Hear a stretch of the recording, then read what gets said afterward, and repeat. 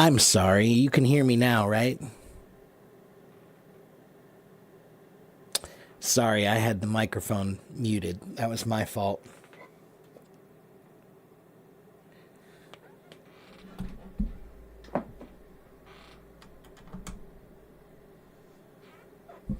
Okay, I am here. So, if you are, if you have questions, then you should ask me.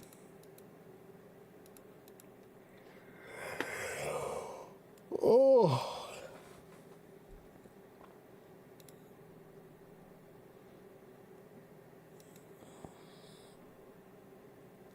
I'm very tired today. So, you are going to have to do more of the work today. I'm too tired. I don't have any energy.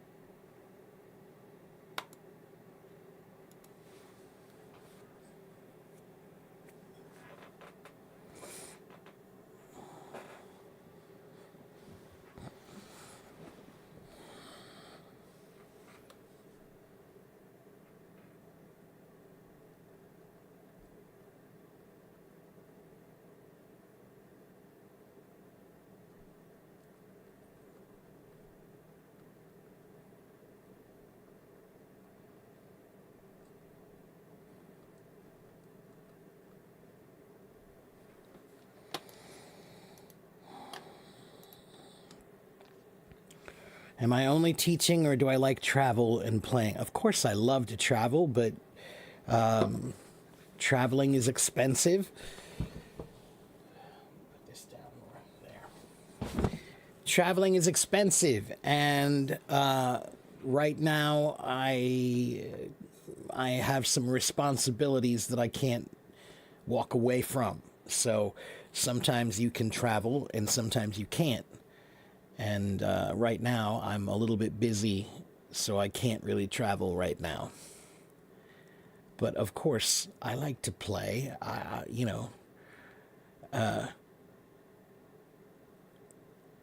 In English, we have a saying. We say, all work and no play makes Jack a dull boy. All work and no play makes Jack a dull boy. So basically, that means that everybody is supposed to play a little bit. You know, you're supposed to have something to do for fun. And I do. I have things that I do for fun, but I also have obligations. You know, that's what being an adult is about. Sometimes you have obligations that are more important than other things. Why is there a movie called Grease? Do I know this movie? Yeah, with John Travolta. It's very, very famous. It's a musical movie. I hate it, to be honest. I have always hated that movie so much. Always hated that movie. I don't. John Travolta doesn't bother me that much. He's okay, but that movie makes me want to strangle someone. And why did they call it Grease? Well, I have a feeling I know, but let me check.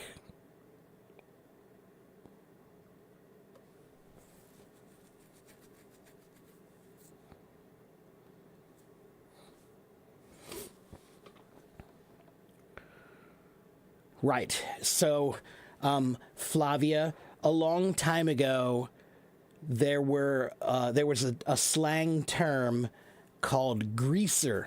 A greaser was a rough-looking young man who They like to work on cars a lot. Back in the 1950s and 60s, they worked on cars a lot. So when you work on cars, you get greasy. And they like to wear, in their hair, they usually had something called hair grease, which they would put their hair back with all this stuff, right? So that was called grease. And then on top of that, if you were one of these young guys who like to work on cars and you were kind of rough, then you were called a greaser. So, so that's why it's called grease.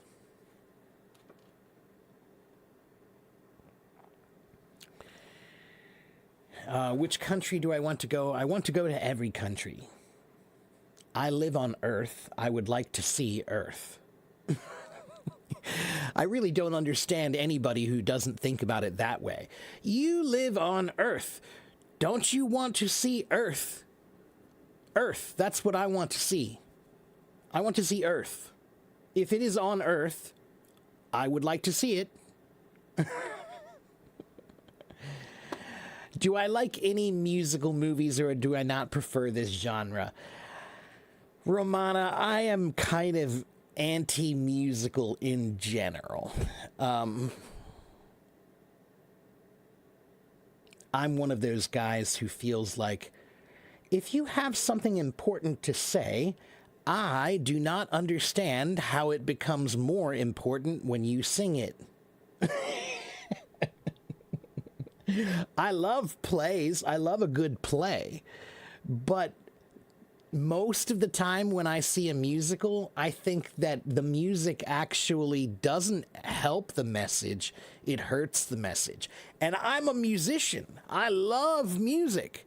But I feel that it's a weird medium. It's a strange medium to like say, hey, I have an important thing I want to tell everybody. Let me do it with a song.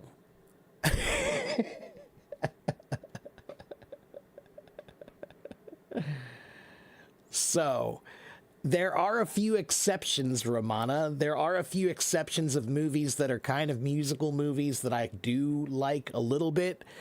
I'm trying to think of a few now.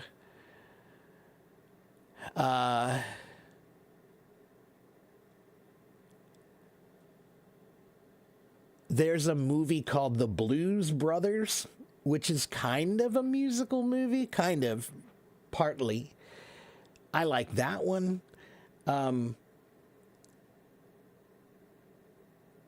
But I'm just not a big fan of musicals in general.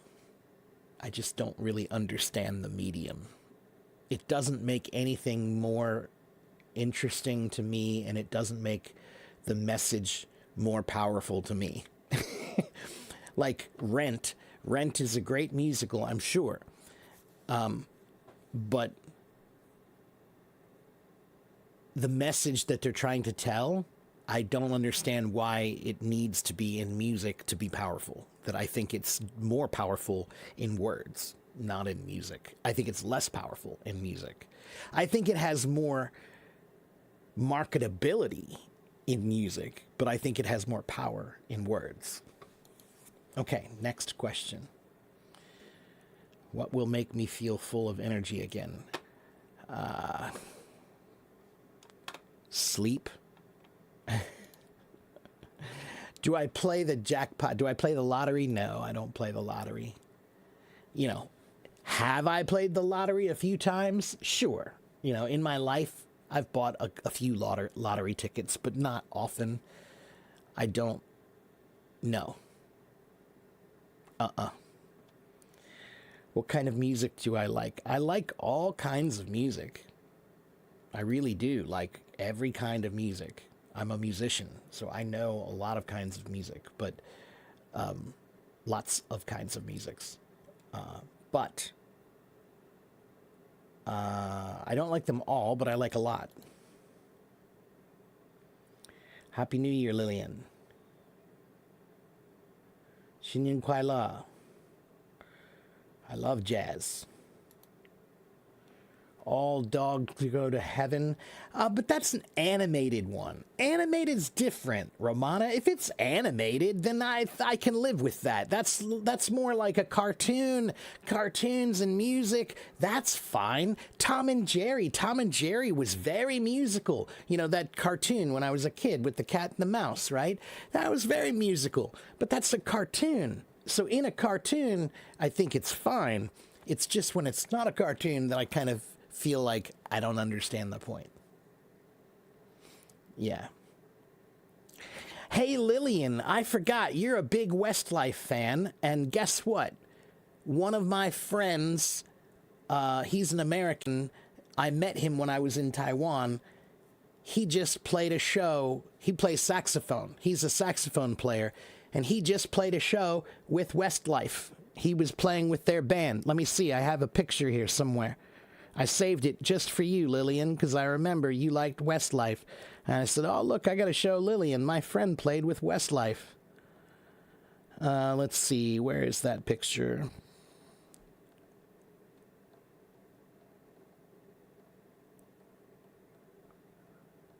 Here it is. Let me see. I'll send it to my computer so you can look at it.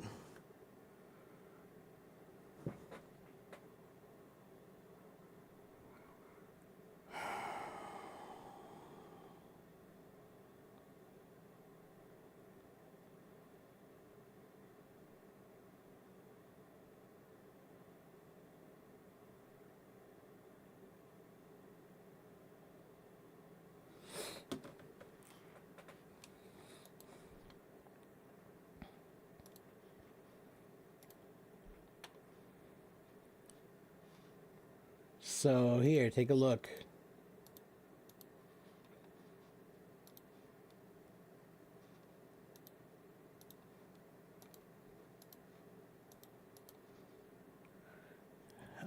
Right here, this is my friend Jim Geddes, and there. Whoops, no, not that. Let's see.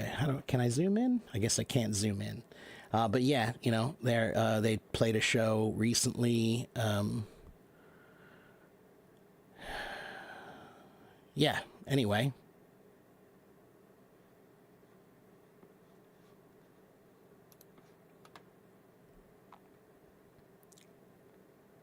All right. Let's see.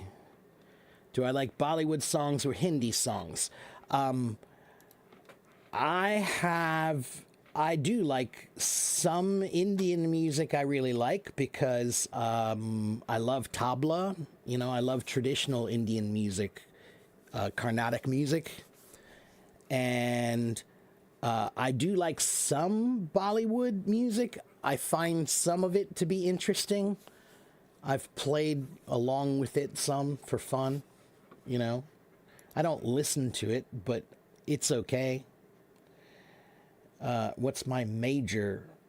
I don't know what that means. I'm 50 years old. I don't have a major. Have I watched La La Land? Libra, I have not seen La La Land, but I have heard good things from most of my friends about it.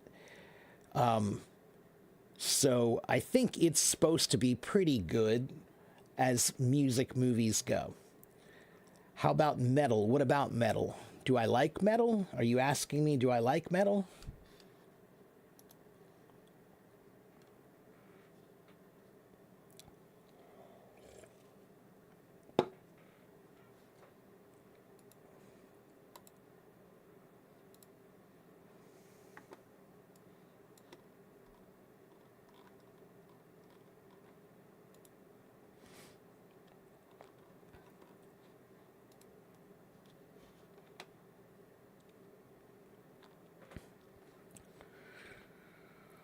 So, do I like metal? I like some metal. I like some metal, but not all. But I grew up listening to a lot of heavy metal when I was young. Okay, let's see. Huh. Hello, Waleed. Do I like Cheb Khaled? I'm not familiar with him, Ahmed. What's the meaning of ain't and when to use it? Ain't, you should never use it. It's not a proper word. It means am not, but it's ain't. Okay? It's an old slang word that's improper. It is not correct in any circumstance, in any situation. Ain't is not correct. But it is a word that we do use sometimes. Like there's a famous song from a long time ago. There's a famous jazz song, and the song is, "It don't mean a thing if it ain't got that swing." Ain't means doesn't. Okay? Ain't means doesn't. If I ain't got you means if I don't have you. All right? But again, it's not correct. You shouldn't use it. Period. You really shouldn't. There are almost no good reasons to use it. Okay? But look, this is why I'm telling you, remember, I told you before, in music, when you learn English from music, you need to remember that music does not care about grammar. So there are many songs that have the word ain't in them. Okay? So you just need to remember that. Songs are art. And art does not care about the rules. Okay? Yeah, if I ain't got you, that's... if I don't have you. It ain't me, it's not me. All right? When to use neither... Fauza, you say neither whenever you use the word nor. So, for example, if you have two choices, ice cream, vanilla ice cream and chocolate ice cream, if someone says, do you want vanilla or chocolate? You can say either would be fine. Either means either chocolate or vanilla. Both are okay.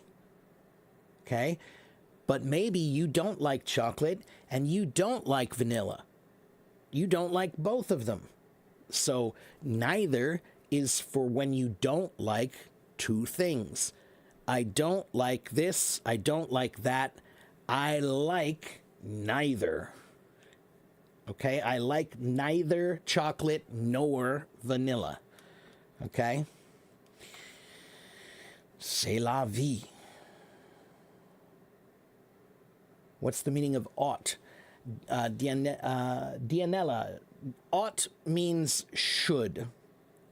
You should. You ought to study more. You ought to sleep more. You ought to eat better. It means should. Okay? Is it usual the thing that English songs don't use? Yeah, that's what I'm saying. Ramana, English music. Music is not... Music is art. Music does not care about rules. Okay? So there is no sense of grammar needed in music. Music can do anything it wants to with grammar. Okay?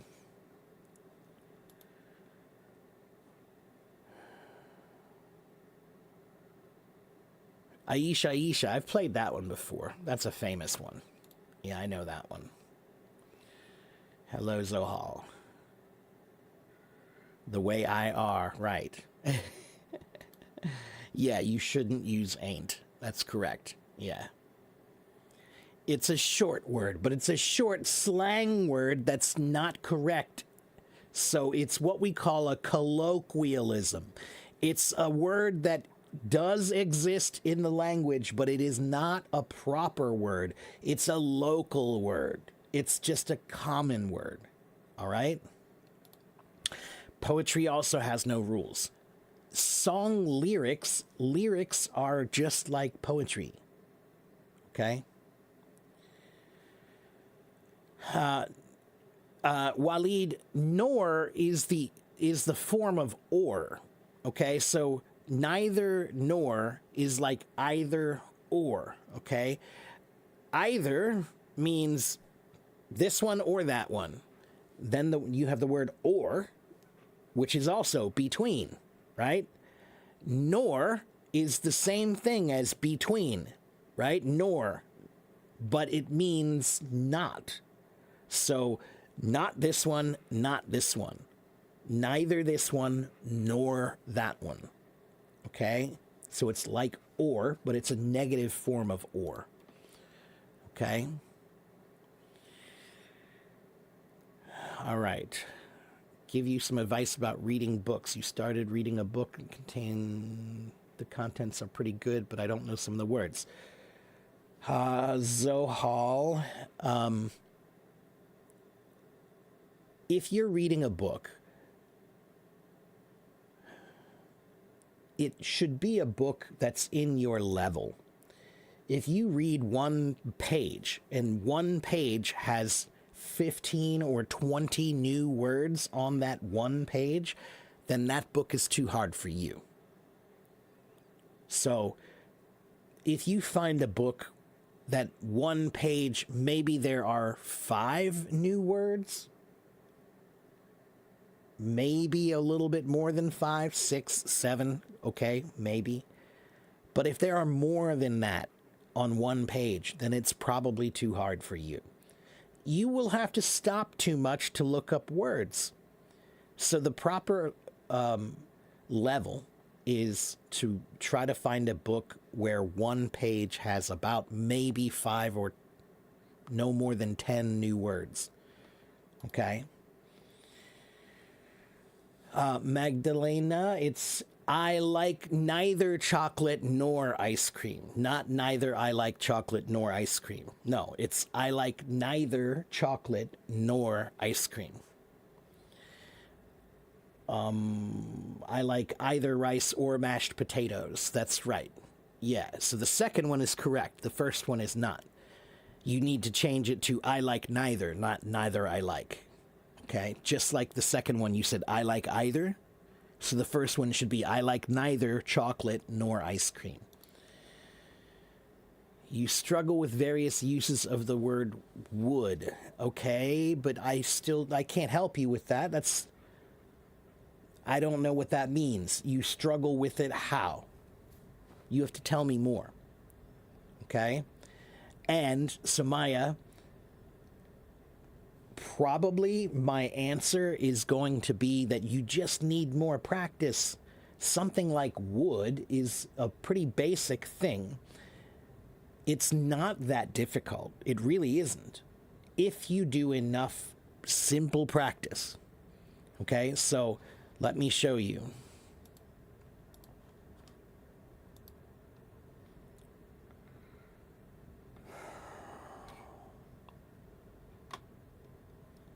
Let's see.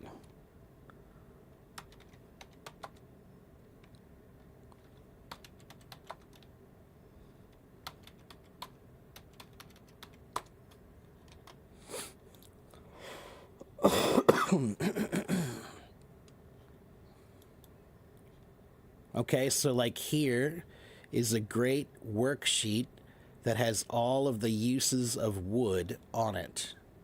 Let me see, can I get this for you? How can I get this? Wait a minute. Oh, you guys on your preview.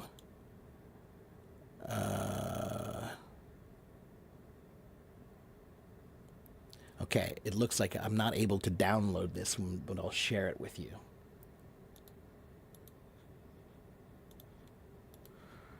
Okay, so here are the uses of would. Look, to express the conditional, to express regularly, all of these are here, and they show you, I would love a cup of hot tea. It's so cold outside.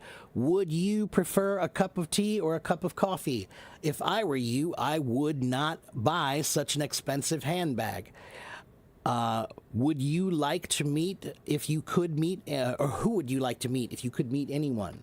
Right? So all you need to do, Samaya, really, is ask ChatGPT to make some worksheets for you to practice would, or do a search online, and there are many free worksheets that you can get to practice would. All right?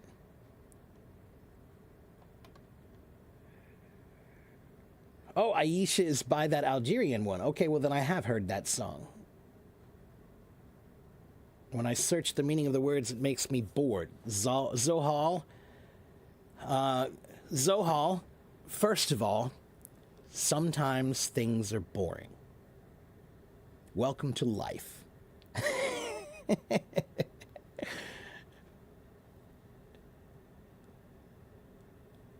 Let me ask you this. Are you supposed to avoid everything in life that's boring?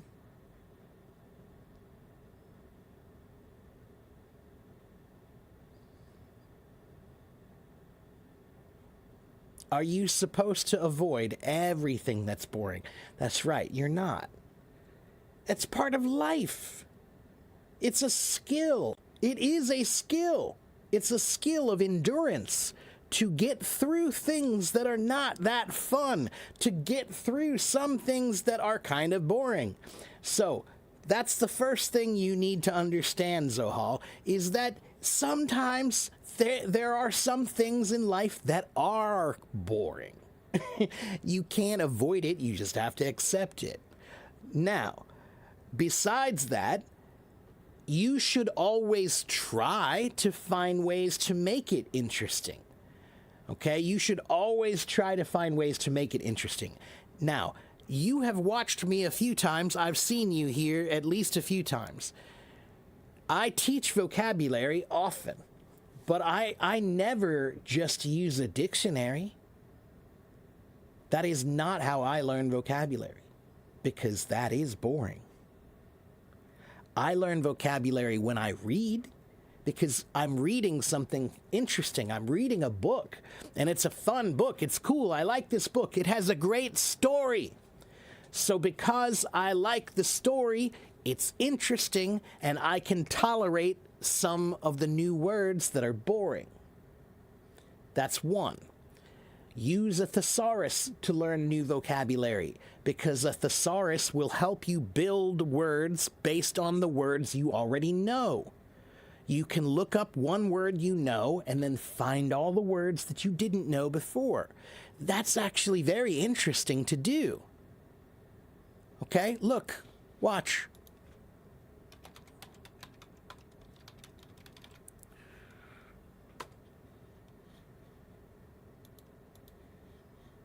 Give me a word. Give me a word. Give me a word. Any word.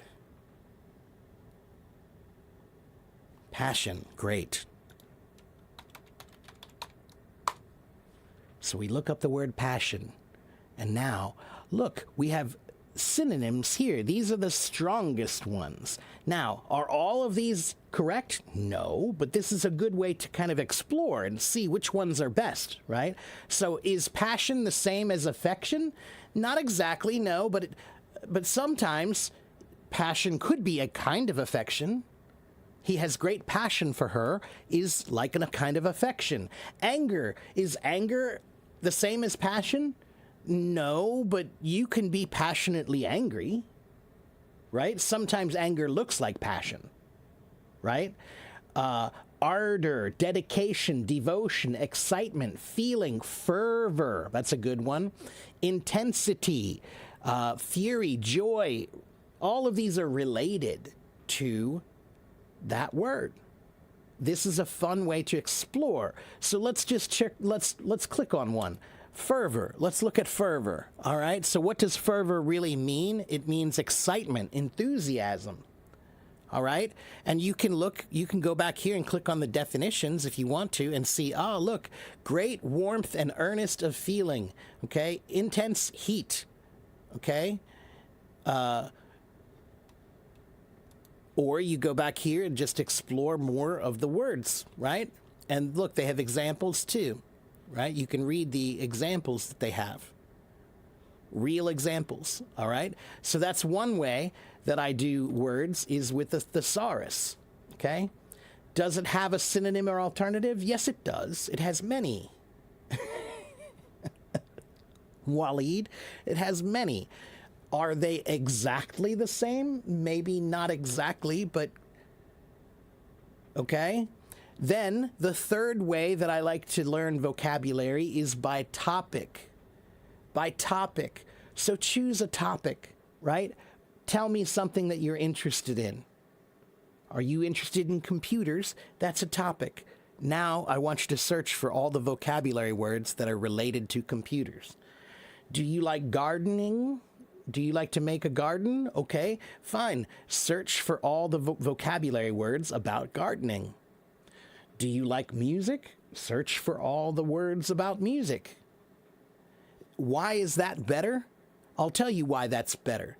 Because when you're learning vocabulary words, you don't know where to use them. You don't know what context to use them in. But if you learn things by topic, that's a context. Okay? So if you're learning computers, monitor, CPU, hardware, software, keyboard, right? Input, output, data, those are all computer-based words. Okay? And then finally, the last way that I like to learn vocabulary words is to search for the original meaning. Where does the word come from? Sometimes, not always, but many times, English words have really, really interesting stories about where they come from. And if you learn the story where it comes from, then it's easy to remember. It's easy. Okay?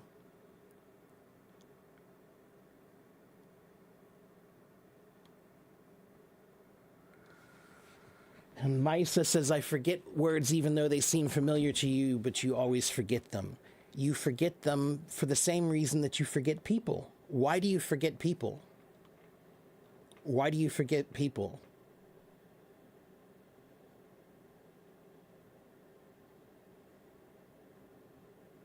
Anyone? Why do you forget people?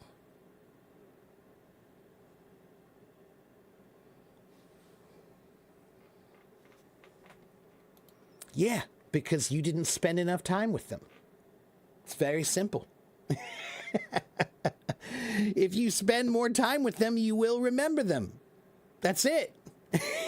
So, if you're not remembering the words, I want you to pretend like those words are friends. Are you seeing them often or not? Maybe you need to see your friends more often. If you see them more often, you will remember them. Okay?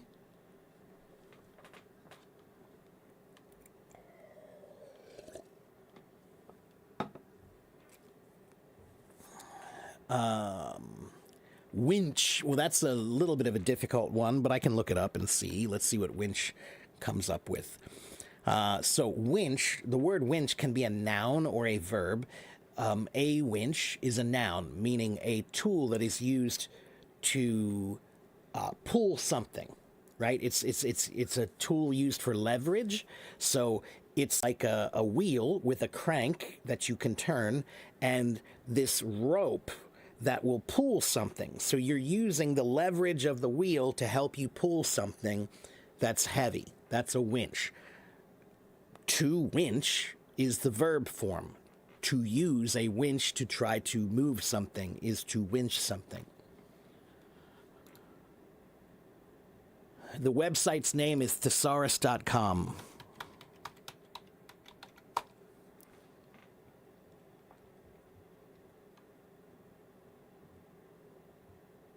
Give an example of a story. What do you mean? I don't know what you mean by that.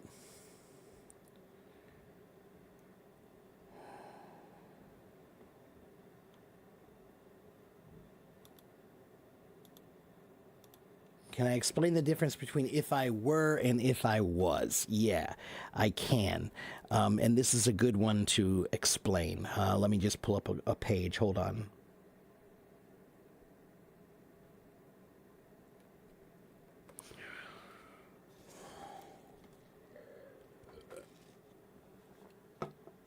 So if you say if I was, that's for real things that really happened, right? So for past things that are real or for possible events. So for example,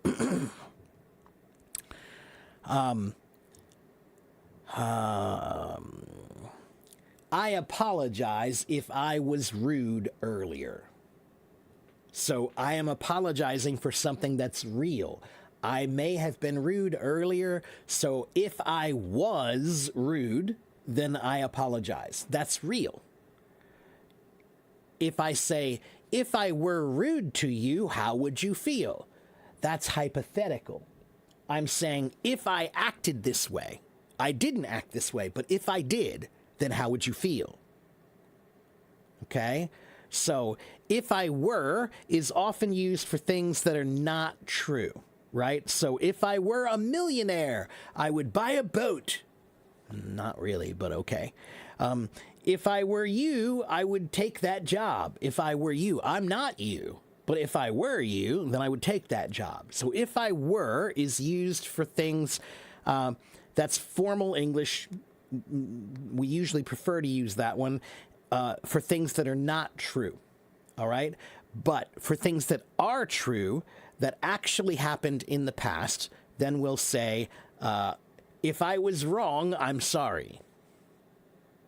That's for real things, okay?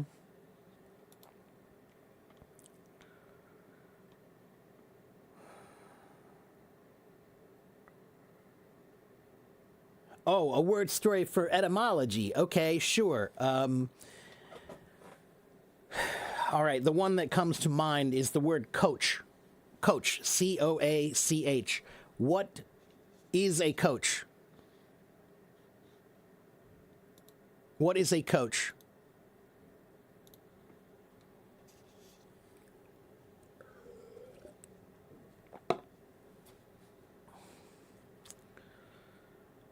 A coach is a trainer, right? So a coach is someone who helps you get to your goal, right? A coach helps you get to your goal. That's what they do, right? Okay.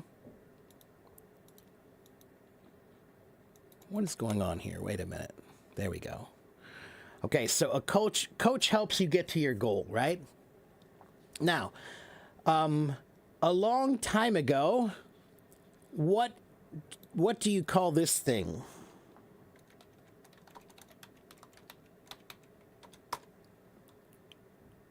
Do you guys remember the story of Cinderella? Cinderella. Do you remember the story of Cinderella? And Cinderella, she had like a vehicle, like a car. What kind of car was that? What did she have? What did she move around in? It was a pumpkin that turned into something, right? What did the pumpkin turn into?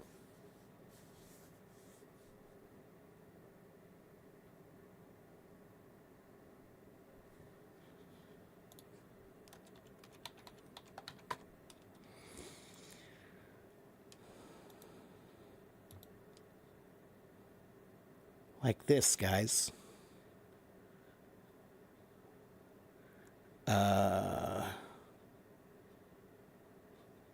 No, wait a minute. Let me find a better picture.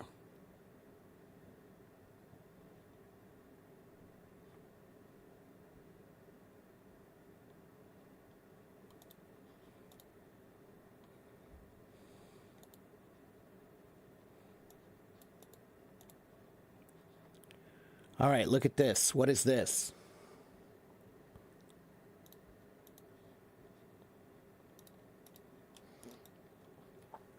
What is this called? It's a horse carriage. That's right. It's a carriage, right? But there was another word for this thing. They called it a coach. They called it a coach.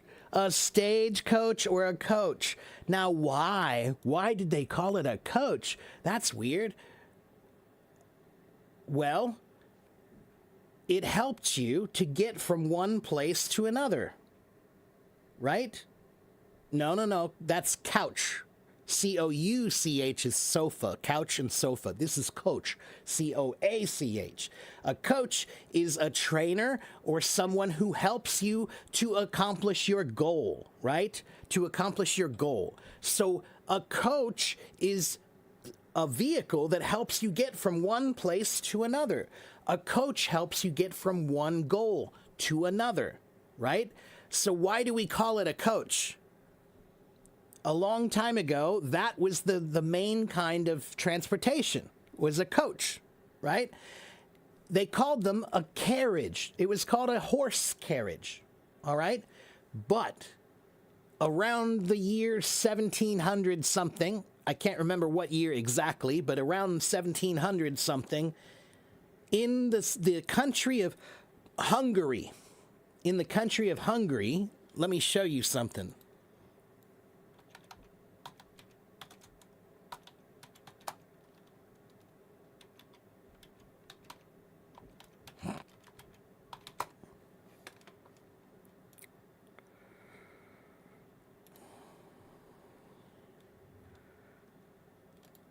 Look at this.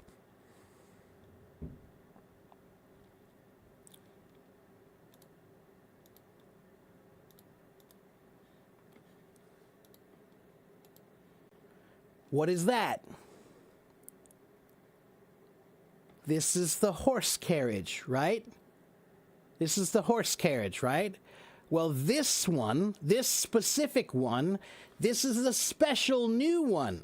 This is a new special one that was made around the year 1700. It was made in Hungary, in the city that was spelled K-O-C-S. K-O-C-S. And that is pronounced Kosh. That city is pronounced Kosh. So this was the new kind of carriage that was made, and it was better than all the other carriages. This one was better. So because it was so much better, it was really popular. And because it was so popular, they started calling it a coach, because it came from the city of Kosh. So this one is very interesting. The word coach means a trainer or someone who helps you get to your goal. To coach you means to help you, right? Right now, I am an English coach. I am coaching you. I am helping you get to your goal, right? That's what a coach does. And this is called a coach because it was the best, new, most, it was the nicest, smoothest ride, okay? So all of the old carriages, when you would ride them, they were like this. When you would ride, it was like this. But then they had a new coach, and this one came from this city, and it was a new design, and now it was a lot more stable. So it became more popular. So the word coach, C-O-A-C-H, comes from the horse carriage, C-O-A-C-H, and that comes from the city, K-O-C-S, which is pronounced Kosh. It's a long story, but now you're not going to forget that word, right?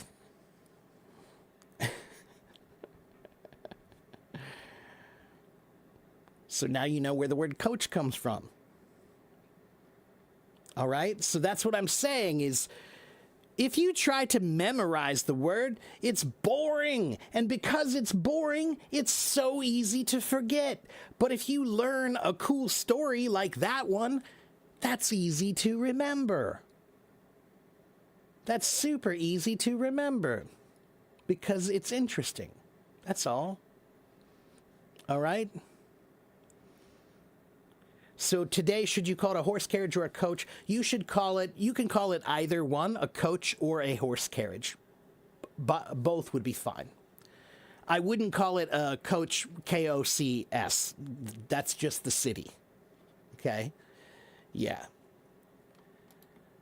My internet is being a little weird today.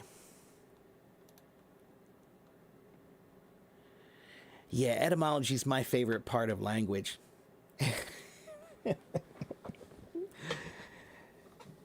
You know, it really is powerful. It really is powerful. Like, like right now, you know, I don't want to talk about politics, but I just want to say this one funny thing about politics. Like right now in my country, they're talking a lot about immigrants and they're talking about how immigrants are like ruining the culture and everything, right? And here's what they don't understand. Immigrants have never ruined any culture. Immigrants are the ones who make culture. So, how do I say this? Like, for example, the word banana. Banana. Where does that come from? The word banana. That's an African word. It comes from it's a language called Wolof. Wolof. Okay? But we use that word. And the word shampoo. Shampoo comes from Hindi. Hindi. It means to massage. In Hindi, the word shampoo means to massage. But we use it to mean washing your hair with a massage. Okay? And the word algebra and algorithm and alcohol, those are Arabic. It's easy to tell. It starts with al. There are so many. Al blah blah blah. Lots of al words in Arabic, right? So, or any word in French that ends with E-T-T-E. I'm sorry, any English word that ends with E-T-T-E is a French word, originally. Brunette. Yeah, that's right. Cigarette. Baguette. That's right. Now, baguette is an interesting one. Baguette is a French word, but it actually comes from Italian. It's really weird because the word is French, and when we think of bread, baguette, we think French. But that word, the word baguette, actually comes from an Italian word that was talking about, it was a piece of wood that went over the doorway, and it was about this long and this wide, and so it was about the shape of a baguette. Gourmet, that's French. Cafe, restaurant, ennui, all of those are French, right? So, my point is the English language is already a mix of every culture. Why do Americans say, long time no see?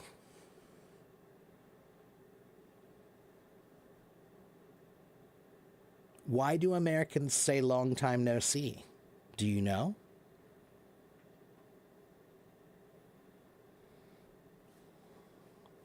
That's Chinese. That's Chinese. A long time ago, around the early 19th century and the 18th century, there were many, many, many sailors that went through Southeast Asia, and they would trade. They were trading with all of the Southeast Asian people, and they usually used some form of what they call Pidgin Chinese. Pidgin Chinese. So Pidgin Chinese was like a simplified kind of Chinese into English.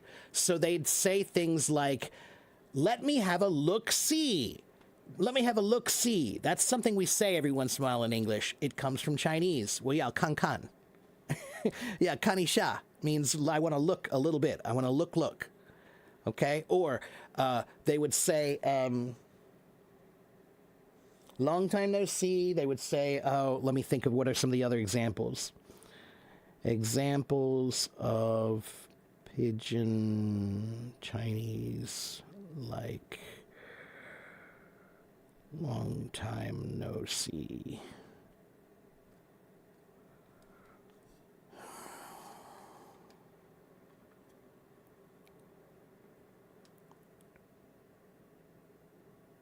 No can do.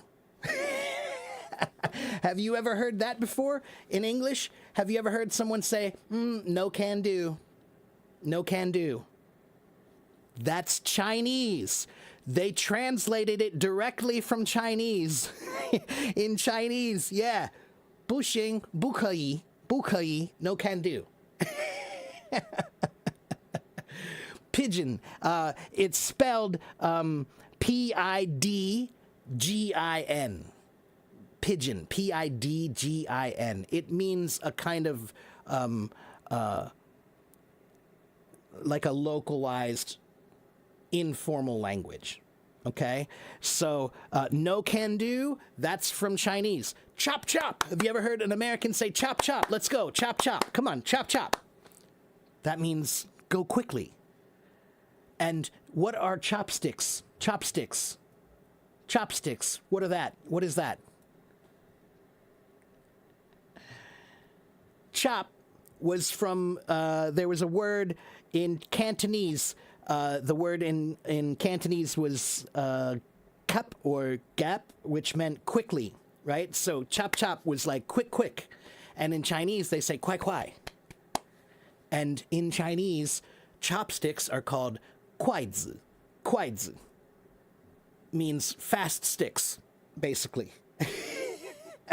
So chop chop means go quickly. And chopsticks means fast sticks, to eat fast. Okay? And have you ever heard someone say, I don't want to lose face? I don't want to lose face. Have you ever heard someone say that? That's Chinese. That's Chinese culture. When you embarrass someone, you cause them to lose face. Right? So if someone maybe you're doing business with somebody and they offer you a deal, but you say, that's not a good deal, that's a bad deal, you're trying to rip me off, you're trying to trick me. You are embarrassing them in public. You are causing him to lose face. It's a Chinese concept, but we use it. Okay? Paper tiger. Do you know what a paper tiger is?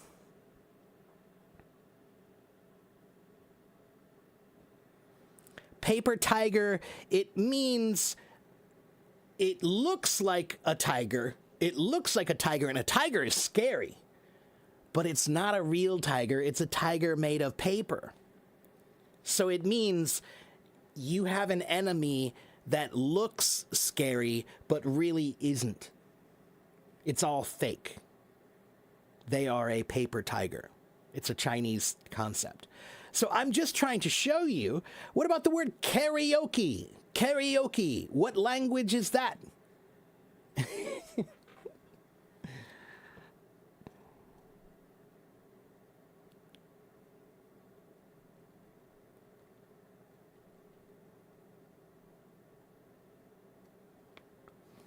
Karaoke is Japanese. Karaoke is when you go to the bar and you get the microphone and you sing the song. That's karaoke. In Japanese, karaoke means empty orchestra. It's kind of a really interesting definition. Empty orchestra. That's what it means, karaoke. And what about tycoon? What is a tycoon? Tycoon. A business tycoon.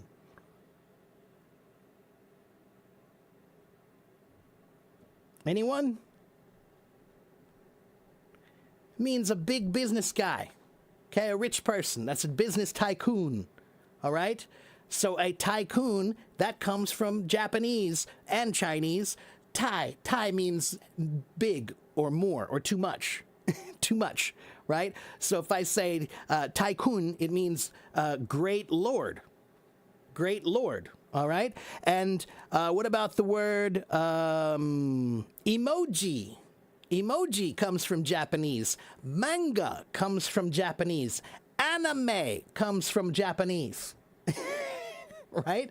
We talk about all these words. So that's why I think it's so funny when we're talking about immigrants, because the word banana comes from Wolof, and the word shampoo comes from India, and the word sugar and algebra, those come from the Middle East, from Arabic, and, Hao Zhou Bu Jian, long time no see, that's Chinese. So it's just funny. English is a language of immigrants. It's a language of immigrants. It's a language of all the languages. The word cafe comes from French, but the word cafeteria comes from Spanish.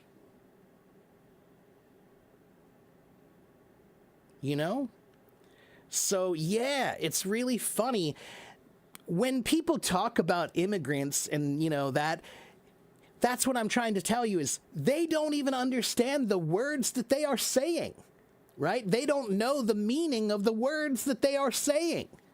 They don't even know the meaning of their own language. But sometimes Americans feel like they own all nations. Don't hate, just my opinion.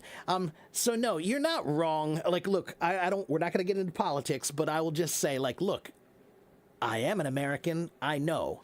Yes, America does have somewhat of a bad reputation because a lot of Americans, not all, but some Americans, they are very.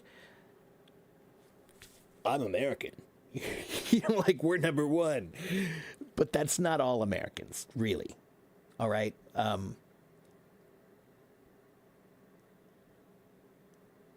I am a human being on the planet Earth first.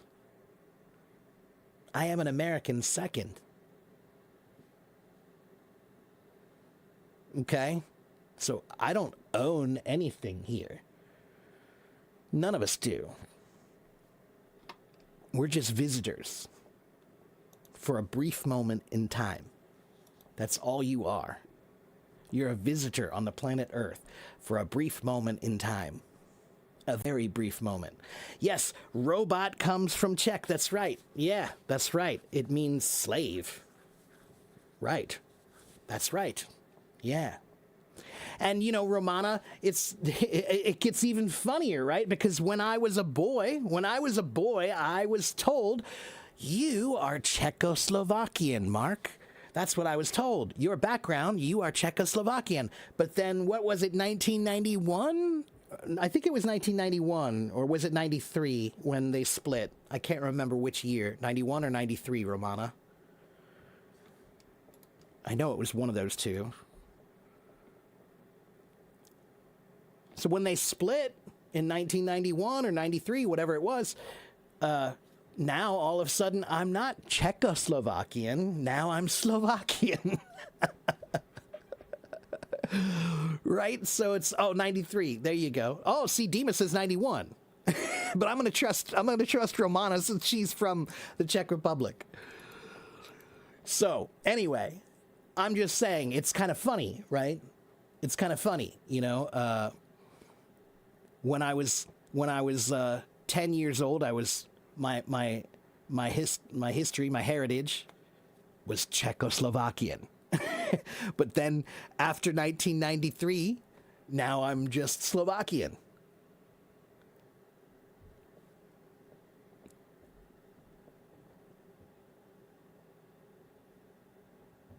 Do you know why that historians are always the ones that you should listen to? Historians are the ones you should listen to.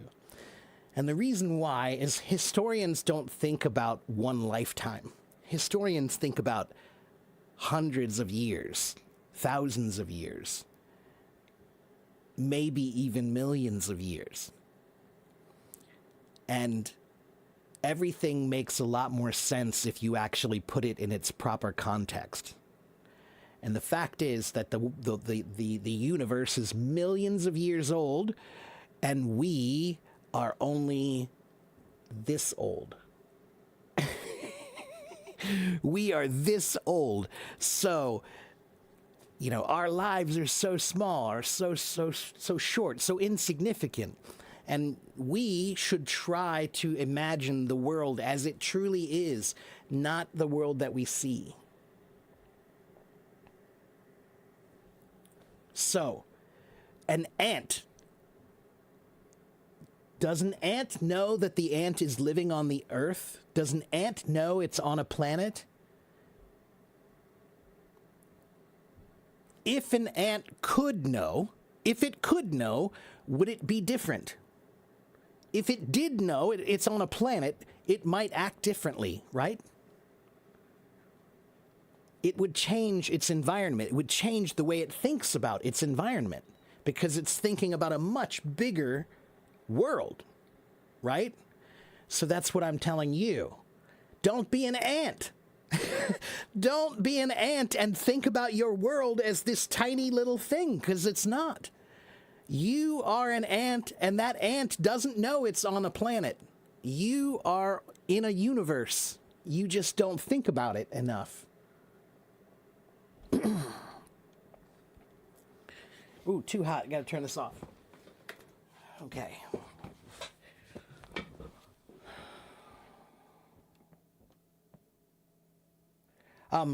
And, you know, just to get back to the etymology stuff, there are so many other words. Again, you know, like typhoon. Typhoon comes from Japanese also. So, yeah, there are lots of words that come from every different language, you know? Gabriel, I don't know anything about any jobs, man. This is not a jobs place. Sorry, can't help you with that. I'm just here to teach English, man.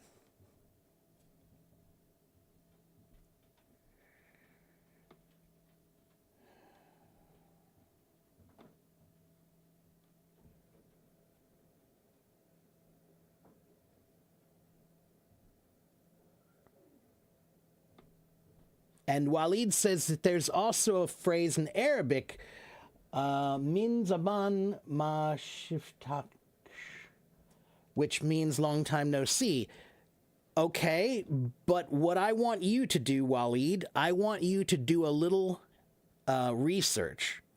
I want you to find out what the history of that phrase is in Arabic. Because if I had to guess, if I took a guess, I'm going to guess that it still comes from Chinese.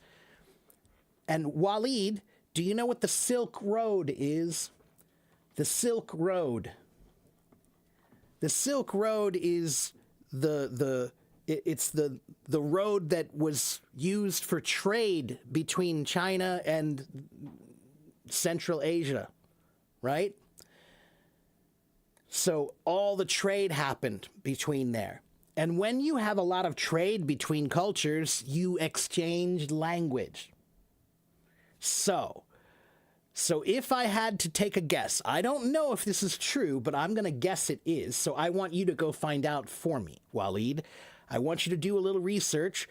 Find out where does that phrase come from in Arabic originally. Because I'm going to guess it's probably just like the phrase in English that you did some business and some trade with the Chinese, so you exchanged language. We did some business and trade with the Chinese, so we exchanged language. And that's where we got it from. So I think it's probably the same. Okay? And where can you find the whole story of the words? There is a website called etymonline.com. Whoops.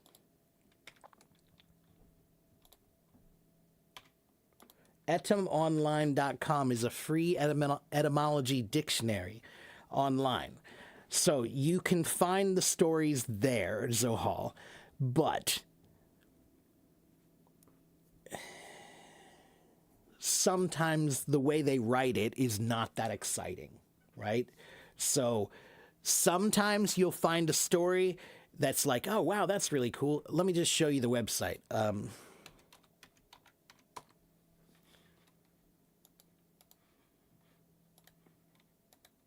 Okay, so here's the online etymology dictionary, okay? So give me a word. Give me a word. Any word.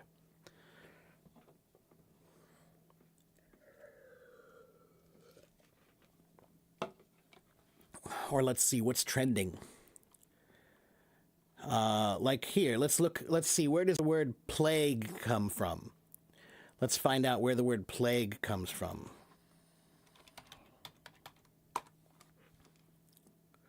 Plague. Okay, so it comes from the late 14th century. That's what this says right here. That's the earliest that they can find is plague. Dianella, I'll do avocado in a minute. I know that one. It's kind of funny. So plague comes from this word plaga, meaning affliction or evil, right? So the original meaning of plague means it's evil because it killed so many people. So it was like destruction, evil. The word plaga, look, it says it comes from the root of the word plangere, which means to hit, to strike, to beat. Right? So it's like a strong hit. Because what does a plague do? A plague is sickness. So it hits you. So there. That's kind of interesting, right? Avocado. Avocado is interesting. There are many words in English that come from an old language from Mexico and Central America called I can't remember how to pronounce it. Nahuatl? I think it's called Nahuatl. And the Nahuatl language, that's where we get the word tomato. Tomato was tomatl. And potato, also patata, and also the word avocado, chocolate, those all come from this old early Mexican language. Before they spoke Spanish, there were other languages there. One of them was this Nahuatl language. And the word avocado, it means testicle because it looks like a testicle.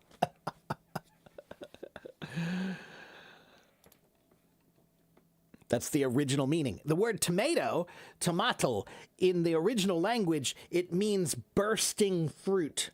The fruit that bursts. Because when you grow tomatoes, when they get really big, what happens to tomatoes when they get really big? What happens to tomatoes when they get really big?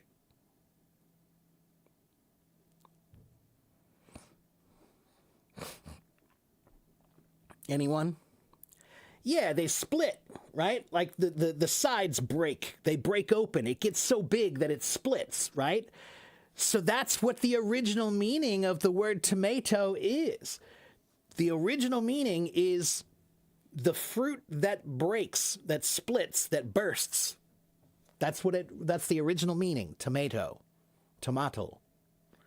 Yeah, to split. Yeah. Okay.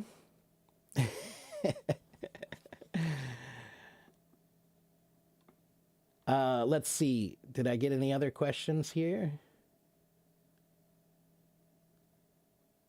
You want to learn at least several prepositions that are really good for connecting sentences in a way that makes my sentences sound very natural. Mohades, I think you need to practice that with ChatGPT. Okay? I can't tell you which prepositions to use because it depends on the context. Okay? But many people have trouble with prepositions because prepositions do not have a singular answer many times. Many times when you have a question that has a preposition, it could be not just one answer. There are 3 or 4 maybe answers that could work. They change the meaning a little bit, but they're not wrong. They just are different. All right? So prepositions do get a little tricky because there isn't just one correct answer. So you have to learn what the differences are between those answers and which one is the most correct. All right?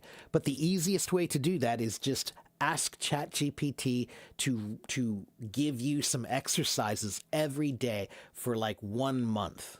Okay, so for 1 month, practice worksheets with prepositions, and you'll be fine. All right?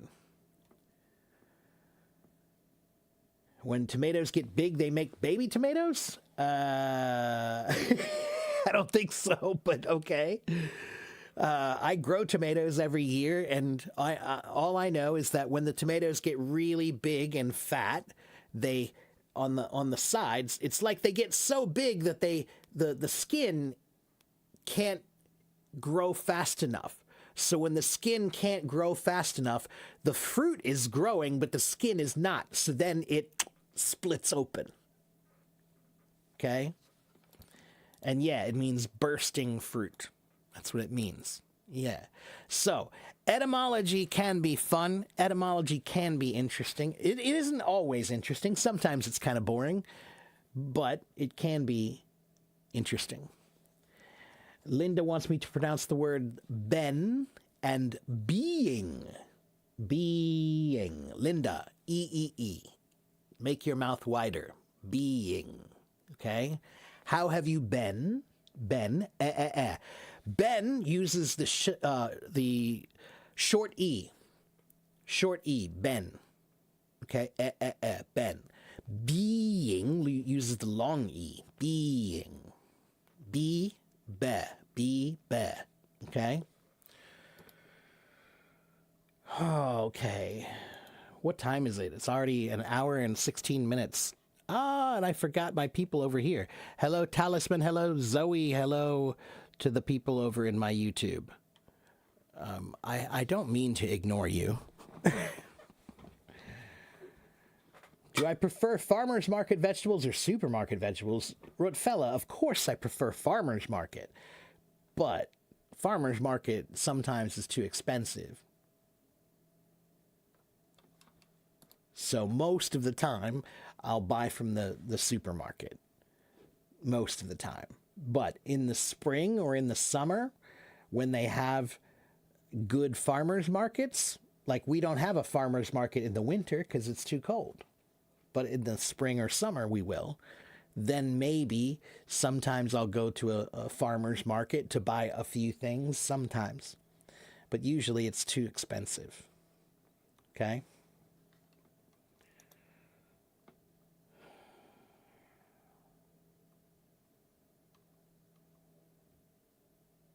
It's the opposite in your country. Well, do you know why that is? It's all about how you get it to the market. So if I had to take a guess, the reason why it's different is because the farmers markets, those come from local, close places where the food is grown locally, right? And the same thing is true here, right? A farmer's market means it's from a local farm. But the cost to grow the local farm food here is much higher. So in America, the grocery stores, they grow so much that the price goes down. Okay? But the quality is not as good. But the farmers markets will grow not very much, but they grow high quality, so it costs more because they're using more, maybe they're using better techniques or more time or more money to do it, right?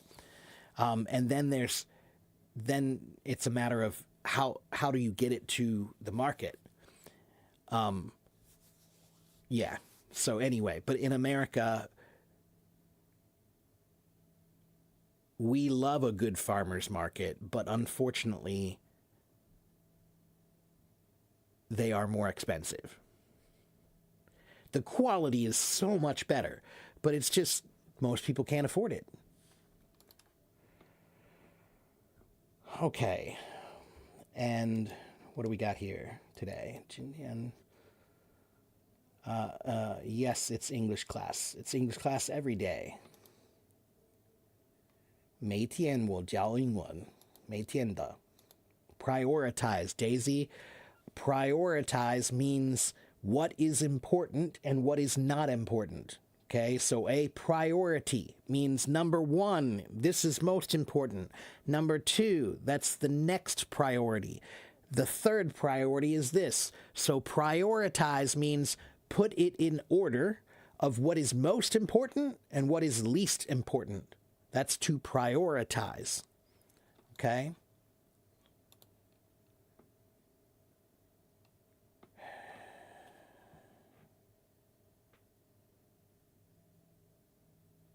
Although English is long time no see, the English phrase is literal calc influenced by Chinese pidgin English, not from there. Right. So I think you misunderstood me, Waleed. I mean, I know long time no see in English. I know where that comes from. That comes from Chinese. I'm saying if you say that also in Arabic, then I'm guessing that the origin of that in Arabic is probably also from Chinese, from trading with the Chinese in the past. Okay, that's my guess. Any tips on how to improve pronunciation? Paulina, sure. My first tip is you need to understand that every language, you need to learn the vocabulary and you need to learn the grammar and you need to learn the pronunciation, but the pronunciation is about mouth movements. If you don't know how to move your mouth the right way, then you won't sound good. So, when you have an accent, why do you have an accent? You have an accent because you are speaking English, but you are using Russian mouth movements. So you need to learn how to make your mouth movements different to fit English. And that means you have to think about what is different between English and Russian. What exactly are the big differences in pronunciation or lettering, you know, that kind of thing, right? So it takes a little time. And then, Paulina, you need to slow down and you need to exaggerate. Exaggerate. All right? Am I a real person? Am I real? I don't know. I don't know. Am I real?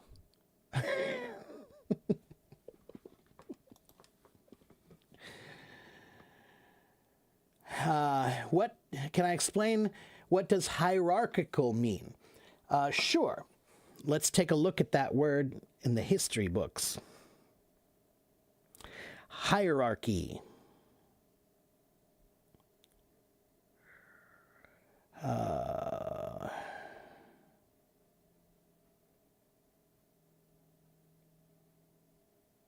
Okay, so hierarchical comes from the word hierarch. And the word hierarch originally comes from hierarchy. And what is a hierarchy? What is a hierarchy?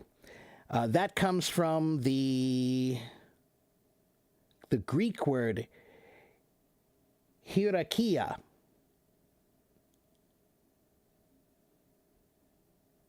And a long time ago, it was about angels. Mona, a long time ago, it was about angels. The hierarchy was the order of angels. Like, who's the most important angel, and then down from there, which angels are most important after.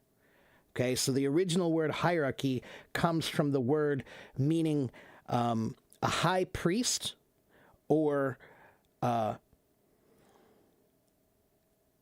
person who leads the rule, leads and rules. Okay, so the hierarch is the leader. Hierarchy means he's the leader and everybody is underneath him. This is the hierarchy, the pyramid. Okay?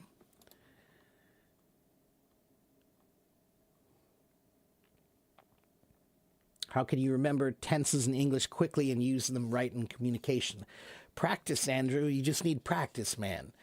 Don't worry about it that much, man. Just speak, guys. Life is not a grammar test. Life is not a grammar test. Okay? If you use the wrong tense, okay. The world will not end. All right? If you say the wrong tense, the world is not going to end. The sky is not going to fall. Life is not a grammar test. That's right. So, what I'm saying is, I want you to think about grammar a little bit. I want you to work on your grammar a little bit. I want you to work on your tenses a little bit. But don't worry about them too much. You will figure it out in time. Okay? In time. It just takes practice and time.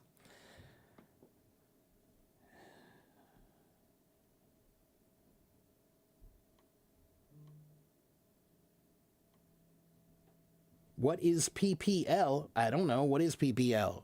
PPL can mean people. It can be an informal abbreviation for people, but I'm not sure what you mean by PPL. You're really confused when you speak incorrectly. Are you confused or are they confused?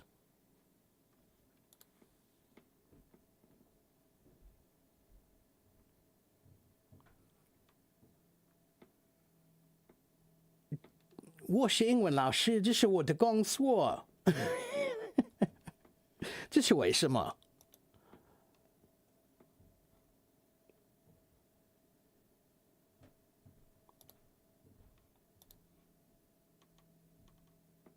And yes, I also have lots of professional equipment. It's my job. It's my job. Okay,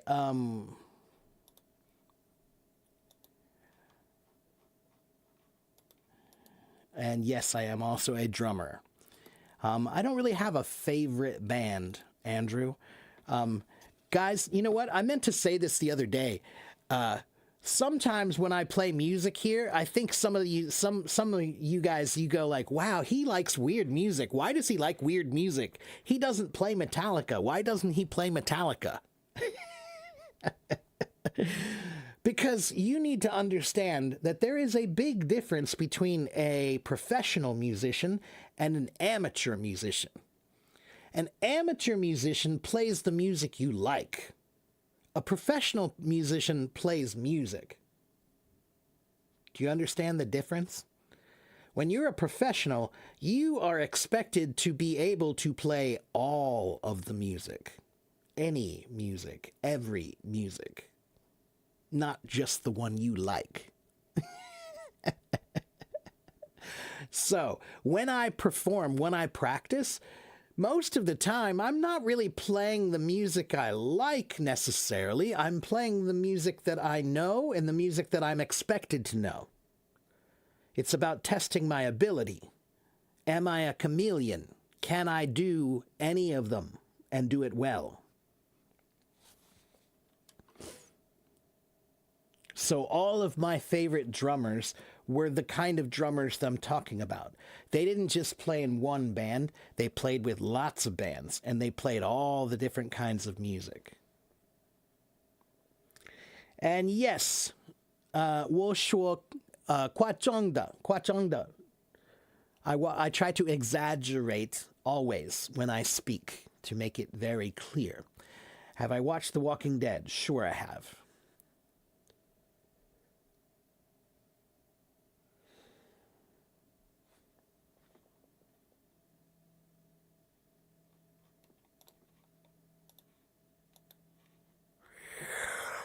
Oh, excuse me. Okay, I should have done this before. If you don't know who I am, my name is Teacher Mark. Here is my YouTube channel. Here is my website. And here is my blog. I have been on Hello Talk for more than 12 years. I have more than 88,000 followers here on Hello Talk. Almost everybody on Hello Talk knows who I am. All right? Because I've been here for a long time. Okay? Where's my WeChat? I have a WeChat, but I don't usually just give it out. But if you want lessons, maybe I will. Have I ever read a book that changed my perspective in life? Sure, Linda. Plenty of times. Lots of books have changed. Almost every book. Every book should change your perspective on life a little bit. But there have been a few that changed my life significantly. Sure. You know.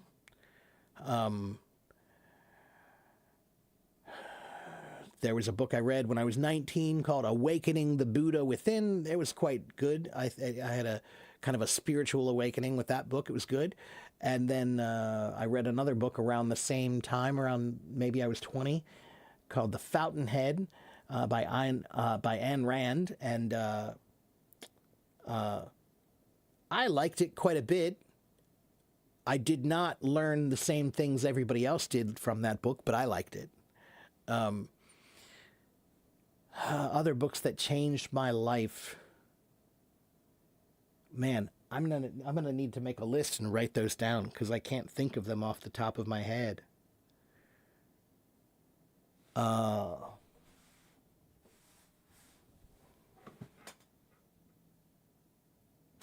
I'll make a list maybe, and I'll see if I can post it sometime. I can't think of any right now, except for those I mentioned. Hello, Sergey. And Norian. And Doralisa. That's a pretty name.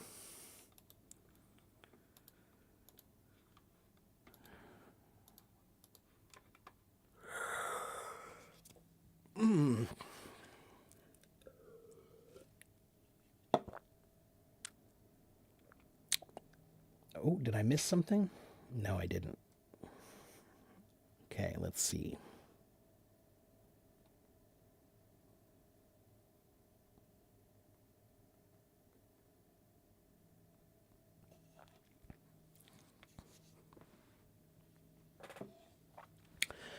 Let's see. Next question. Can I explain synesthesia and how to pronounce it and what does it mean? So it's pronounced synesthesia. Synesthesia. And synesthesia is a rare condition where one of your senses naturally triggers another one of your senses. So, for example, there are a few people that when they hear music, they see color.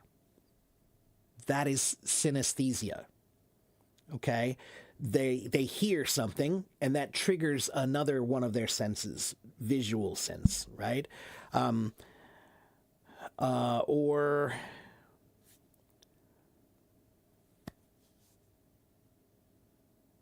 sometimes people see letters or numbers with colors. Some people, when they hear a word or see a word, they taste something, right? So synesthesia is a weird connection that happened in your brain where when you feel one sense, like hearing or feeling or taste, it triggers another sense at the same time. It's not common. It's pretty rare. What advice do I give to a beginner learning English? My advice is that you need to understand that learning a language is just like learning a musical instrument. If you want to be good, you will not sound good if you do not take it seriously. It's that simple. Okay? If you start playing the violin, if you start playing the violin today, and you play for 1 year, and you practice every day for 1 hour, will you be good in 1 year? If you play every day for 1 hour on the violin, will you be great? Will you sound really good after 1 year?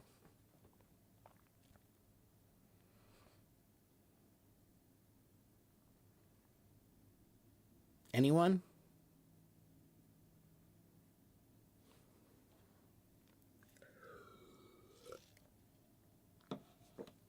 No. The answer is no. No, you won't be very good at all. No. If you learn the piano for 1 year, you will not be very good. If you learn the violin for 1 year, you will not be very good. If you learn the guitar for 1 year, you will not be very good. So, why am I asking you this? I'll tell you why.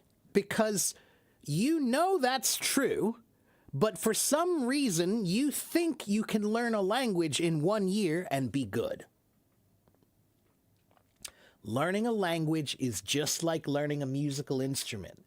It takes a long time before you sound good. You will not sound good for a while. Okay? I try to teach my students, I want your language to sound like music. I want it to sound good to the ears. When people hear you speak, I want them to feel like, oh, I like that. I want to listen to them more. That is being musical with your words. Okay? But to be musical, that takes time. In the beginning, you are not musical. In the beginning, you are making noise. You're making noise. It doesn't sound good. Okay? If you have ever listened to a child play the violin, it is like torture. Okay? When, even after 2 years, it's still not good. All right? So that's my first thing I want you to understand, is that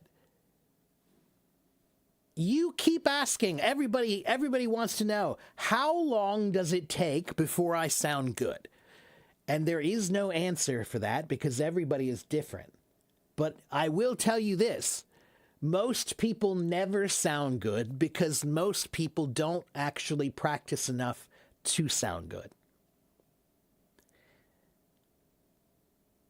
Most people never sound good because most people never practice enough to sound good.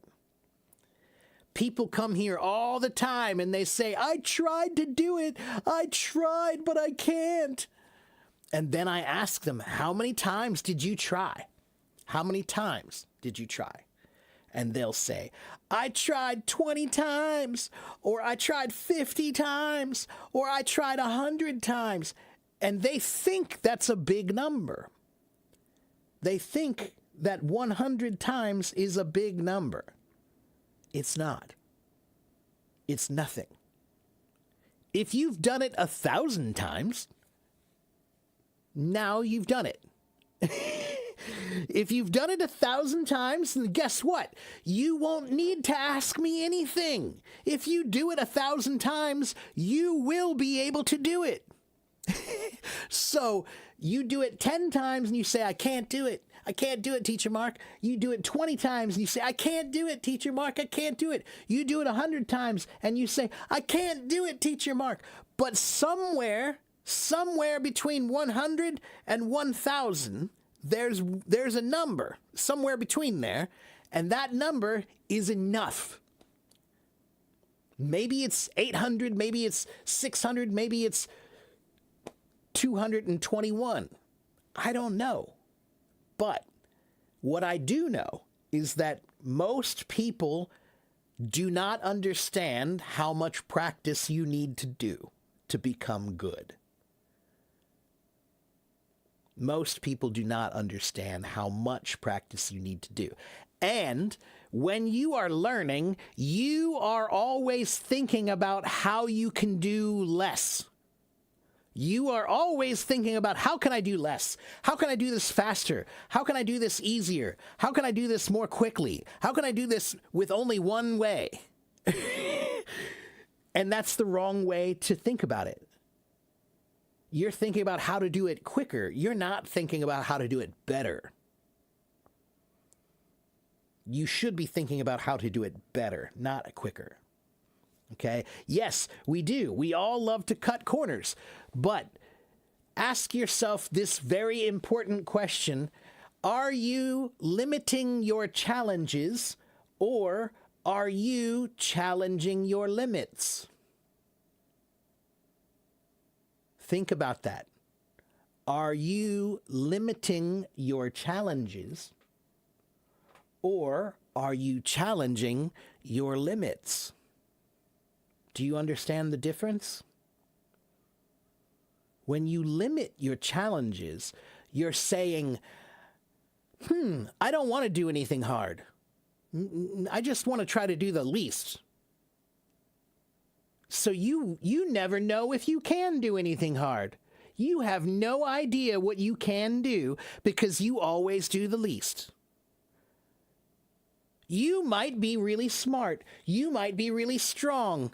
You might be amazing, but you will never know because every time you do something, you try to do the least, not the most.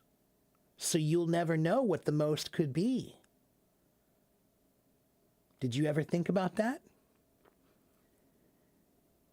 You might be a superhero, but you will never know because you never tried.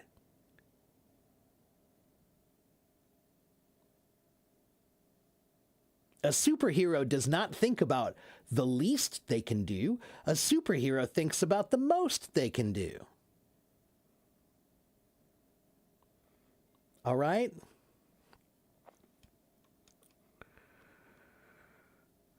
All right. What are the uses of the word get? Ahmad, that's a big question. Get has hundreds of uses. I think I remember there, I have a page that can show you get.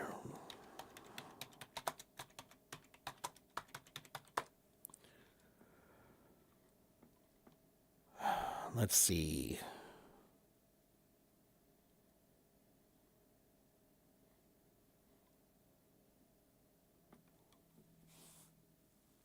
Man, there are too many.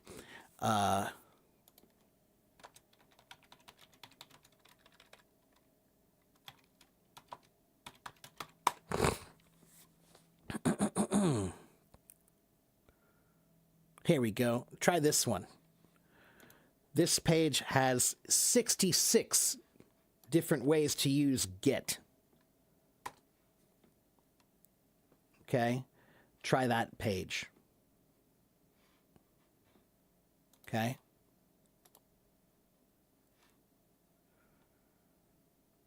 Okay.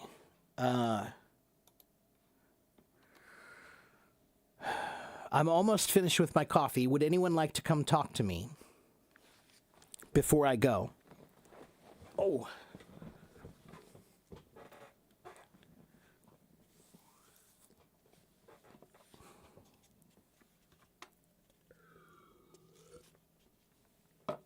You know, do you guys know that I am a drummer? How many of you know? Most of you know I'm a drummer, right? Now, some of you have probably seen me play, right? Some of you have seen me play. And when you watch me play, does it look like I don't know what I'm doing? Or does it look like I do know what I'm doing?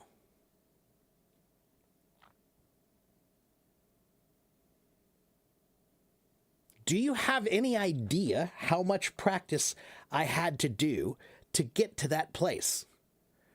I can go back behind my drums and I can put on any song, even if I've never heard it before, and probably I will be able to play along with it. But that did not happen overnight. That took decades of practice. And one reason why I was able to learn Chinese well is because I learned the drums. And because I learned the drums, I know what it means to practice. Many people do not know what it means to practice because they never really did anything that requires extreme practice. Most people have never really done anything intensely.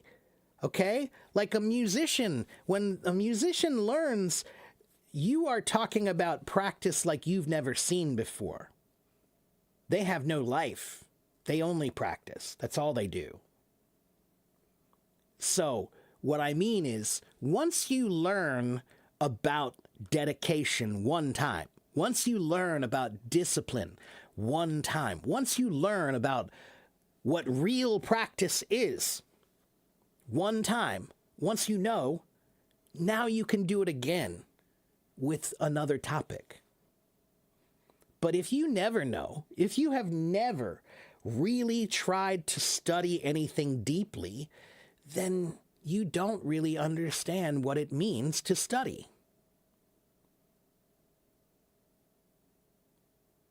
When I want to learn something, I almost hurt myself. When I want to learn something, my curiosity and my interest and my need to understand are so great that sometimes I study too much. I forget to eat. I don't sleep enough because I'm focused so much on studying.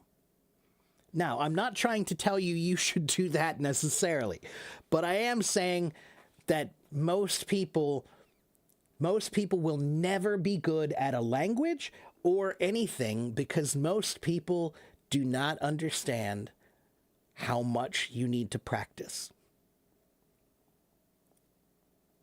Most people do not understand. Okay?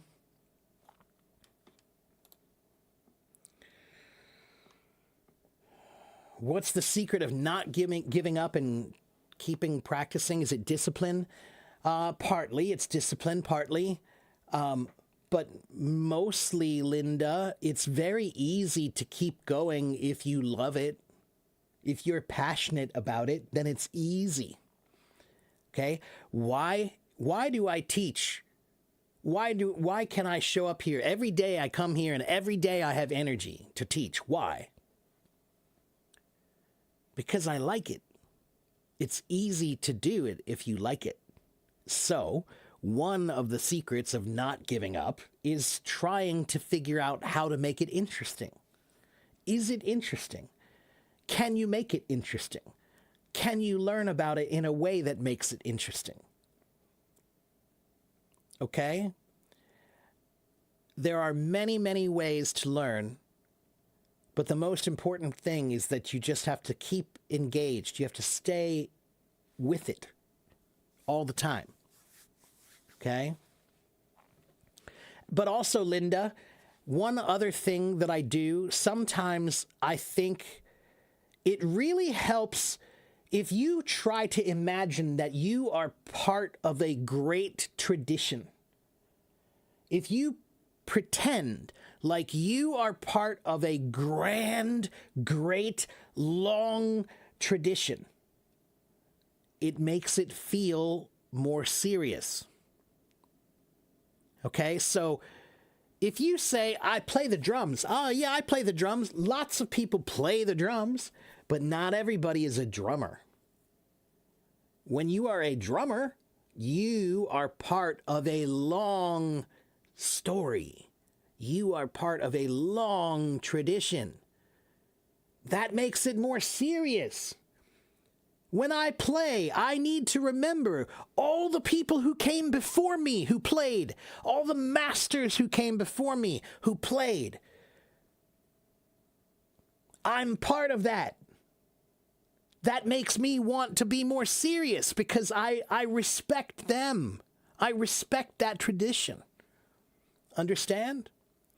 So sometimes what you need to do is you need to remember that anything you do can be more serious if you think about it like it's bigger than you. It's bigger than you.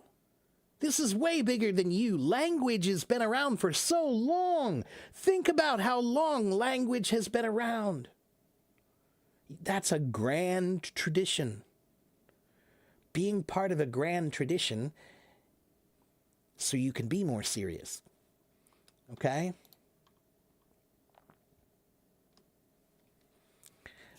Thank you very much, Snow. How to improve your body language. Well, Ahmad, I don't know, because I don't know what you look like, you know, but body language,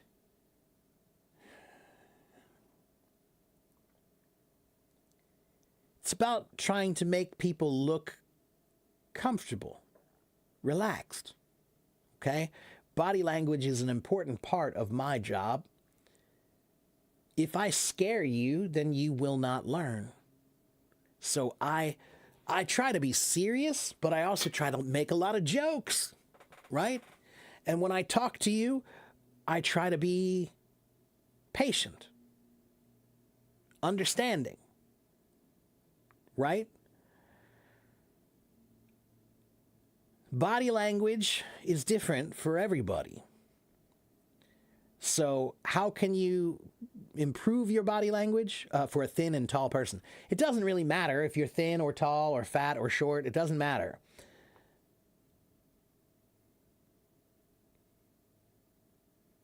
Let me think of my words for a minute.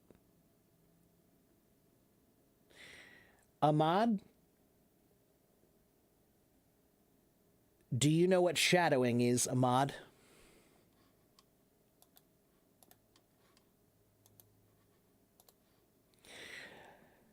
Well, what is a shadow? What is a shadow? You know what a shadow is, right?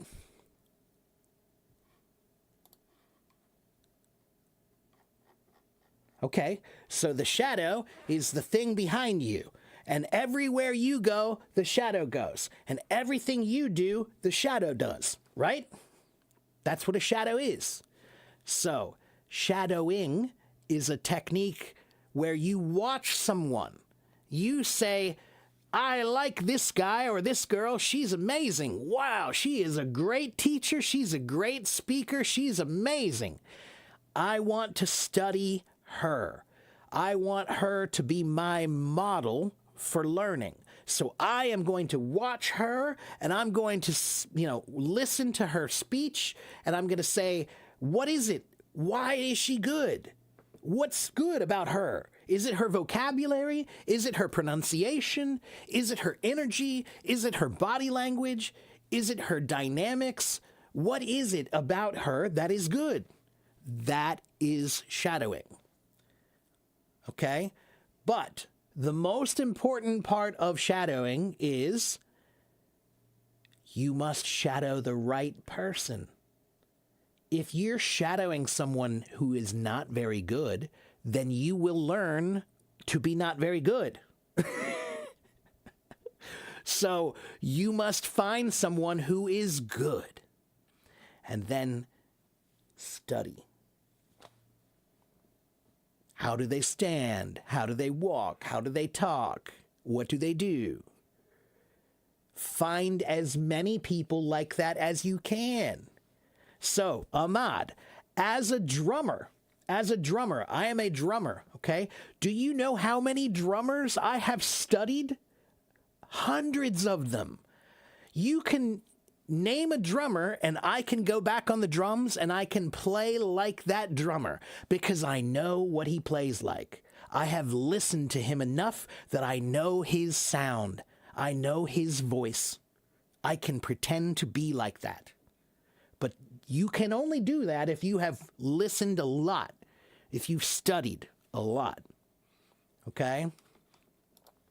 So find someone to shadow and start shadowing. Okay? Pay attention to the way they talk and move and all of that. All right? Okay. Did anybody raise their hand? Veru, are you still there? I don't think you are.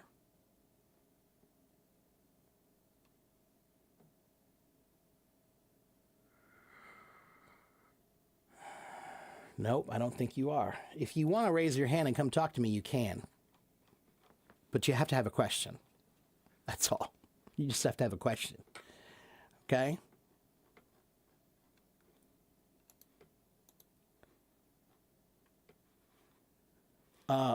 Did I give you that or didn't? I didn't. So here is the article. I didn't give you this article. Here's the article. I'm sorry. I forgot to give it to you. Read this article. I wrote this article about shadowing. Read that. Okay?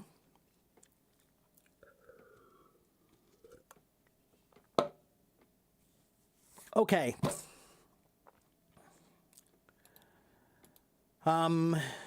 Nobody has any more questions for me?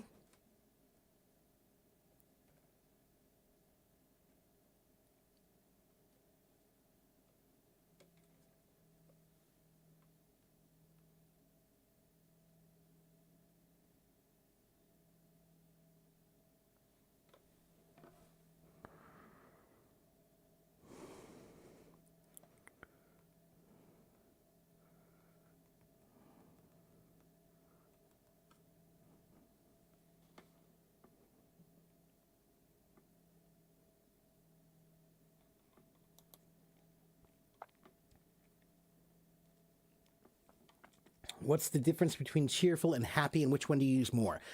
We use happy more. Happy is definitely the most common word. Cheerful is just another word that's similar. What is the word? What does cheer mean, Mobina? Cheer means to have happiness, right? So what is a cheerleader? A cheerleader is the girls who go, yay, go team go, right? That's a cheerleader. They are cheering for you, saying, yay, yay, yay. That's cheering, okay? So to be cheerful means to be full of cheer. You are full of cheer. You are full of this yay feeling, all right? Happiness is the most common word to use to express that feeling. I am happy. I have happiness. Okay? How can you improve grammar? Jesse, grammar is something you must practice every day a little bit. Okay? I tell everybody that grammar is just like your kitchen table. You have a table in your kitchen. And every day you clean that table a little bit. You clean that table. That is grammar. Grammar is like your kitchen table. You're never finished cleaning it. You just have to clean it a little bit every day. Okay?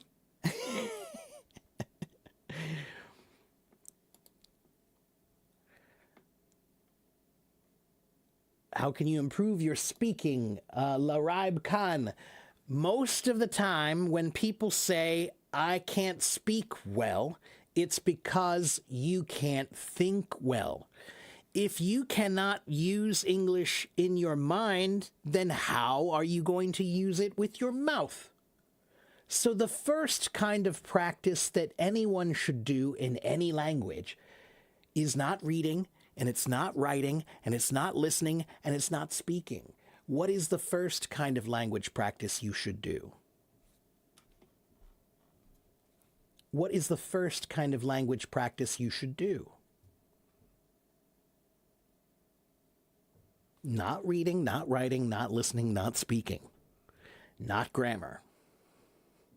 Not vocabulary. Thinking. Thinking.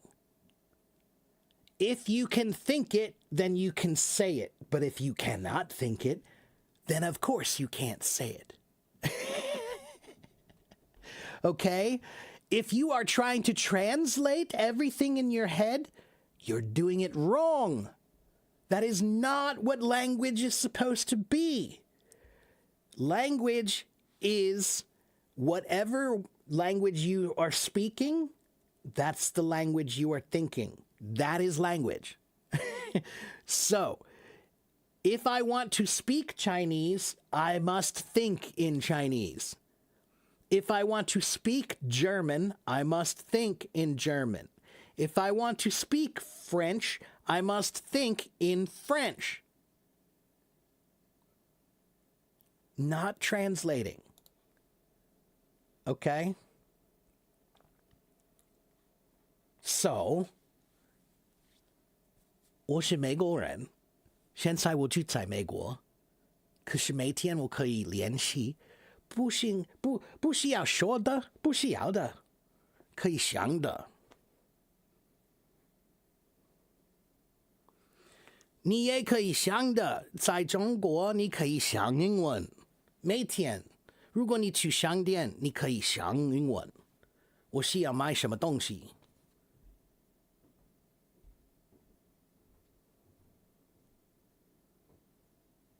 听得懂吗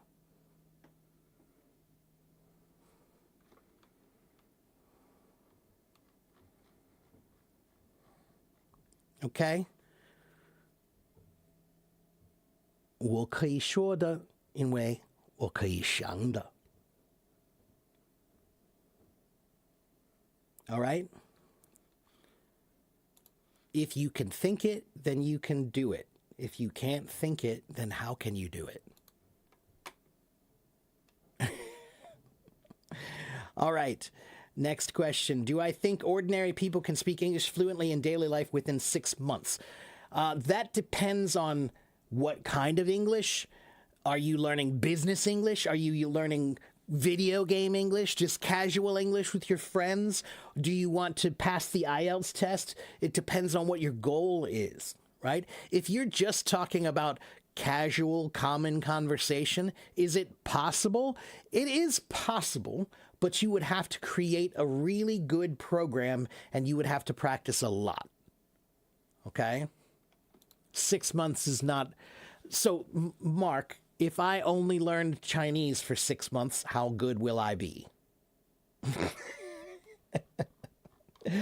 I have been learning Chinese for like 12, 13, 14 years. And my Chinese is still terrible. So, 6 months is not a long time. It's not a long time. Okay, next question. You want to write properly the way I want in English, but how can it be possible? Practice, practice, practice, practice, practice, Lily. Use ChatGPT. Tell ChatGPT, my writing is bad. Please help me. I want to improve my writing. Can you help me? And it will. It will give you writing assignments that you can do. And then it will help you. It will tell you, well, this was good, but this was not good. You need to do this more. Okay, just tell it, help me. Okay? Hello, Clarissa. When someone says I'm blue is, it means I'm sad. I have the blues. Blues music.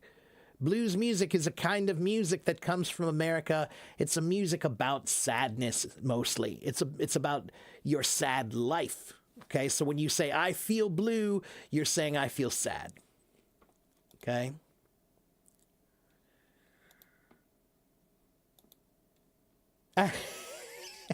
You had the unhappiness to own a Dong Funk. That's funny. Why do cricketers learn so fast? I don't know anything about cricket, so I don't know. I have no idea. You mean cricketers learn how to play cricket quickly? I don't know. I have no idea. I don't know anything about cricket, so I don't know. We don't play cricket in America. I watched cricket a couple of times on TV. I didn't understand anything.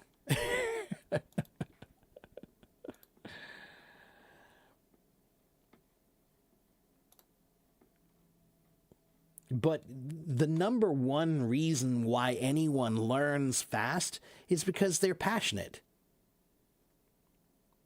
She means cricketers learn English so fast? Okay, so I would guess it's because where does cricket come from? Where does the game cricket come from? From British history, right? So why do Pakistanis and Indians play cricket? Because of British colonialism, right? So the entire history of the game of cricket is from England and from English history. Okay? So, I don't know anything about cricket, but if I had to take a guess, I would say because it comes from British history, that means that culturally the language is tied to the sport. So if the language is tied to the sport, then it's more likely they're going to learn that language. Just like musicians, English is the most popular language in the world for music too. There are more songs in English than any other language. So why do musicians learn English fast? Because it's all English. It's the language of the instrument. So English is the language of the sport.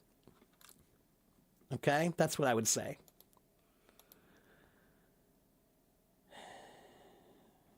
Thank you very much, Vadim. I appreciate that.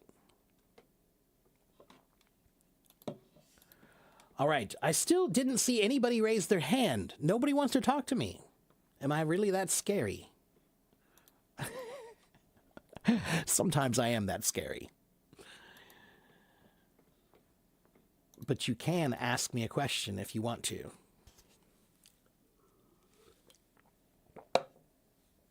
Let's talk to Clarice. I think it's Clarice, not Clarissa. Clarice? Let's try to talk to Clarice.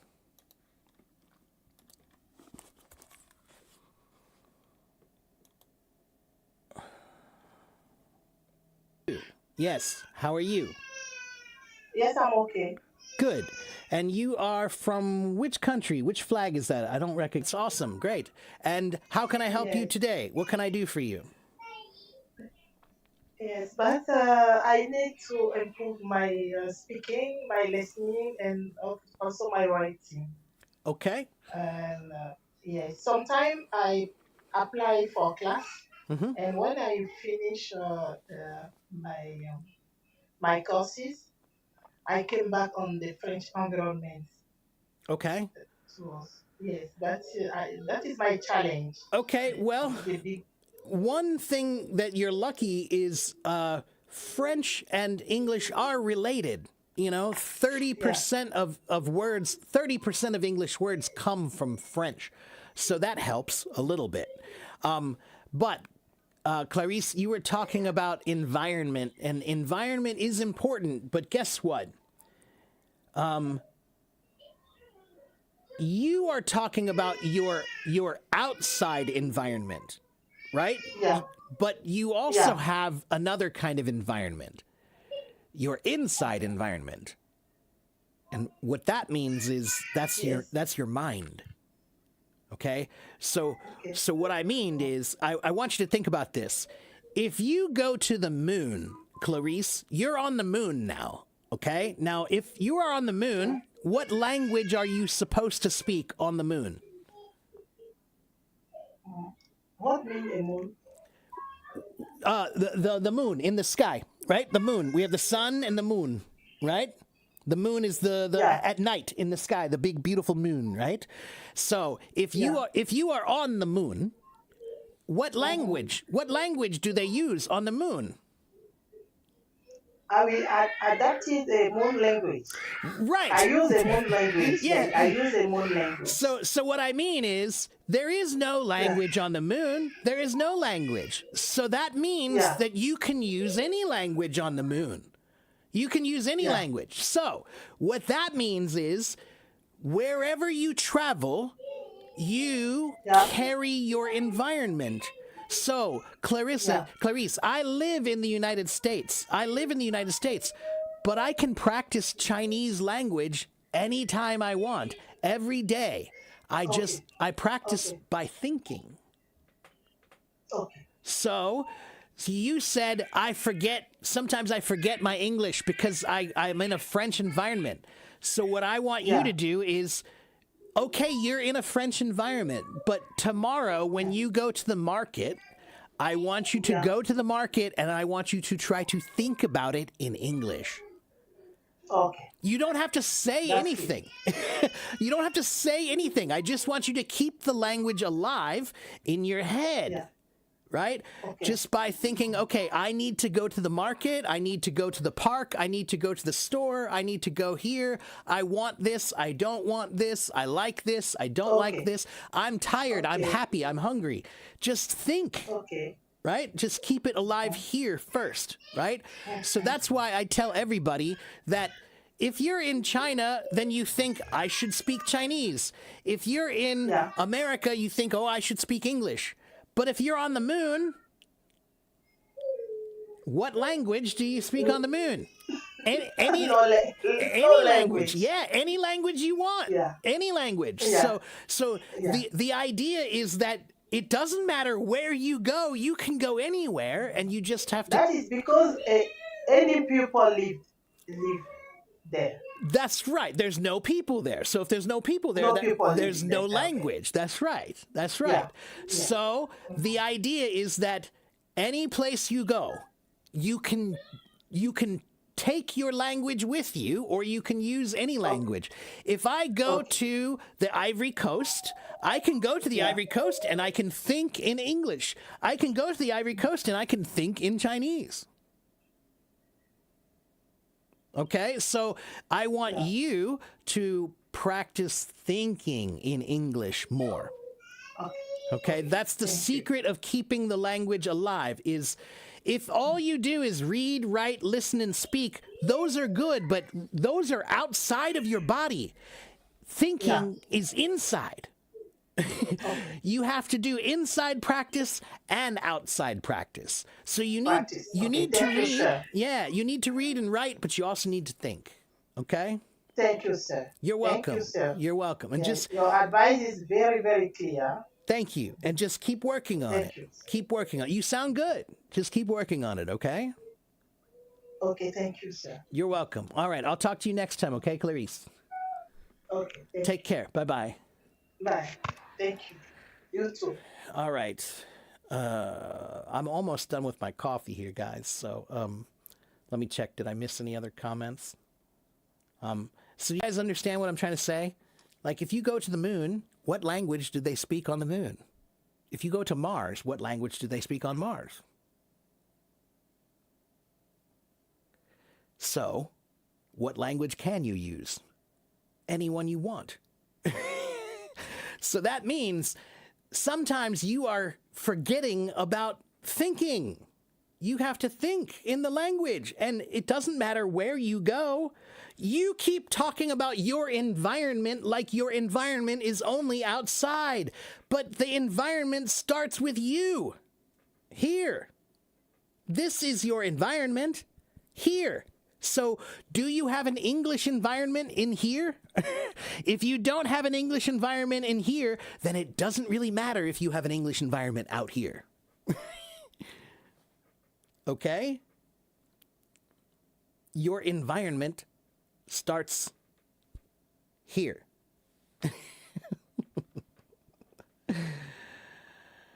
Okay, let's see.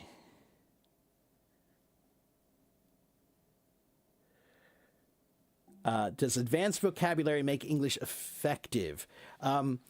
Advanced vocabulary only makes English effective if you can use it effectively. So listen to me.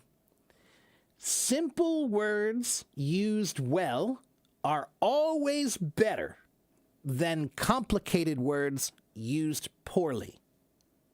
So sometimes you think, oh, I'm going to learn this really hard word, and everybody will think I'm smart because I know this really hard word. But if you use that word the wrong way, they are not going to think you're smart. They're going to think you're dumb. But if you use simple words, but you use them very well, people will think you're brilliant. Simple words spoken well are always better than complicated words spoken poorly. Okay? Let's see.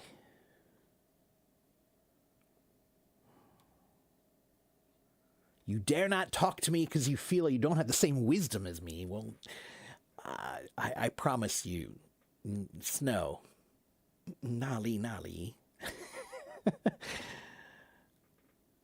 I'm just a drummer. I'm just a drummer.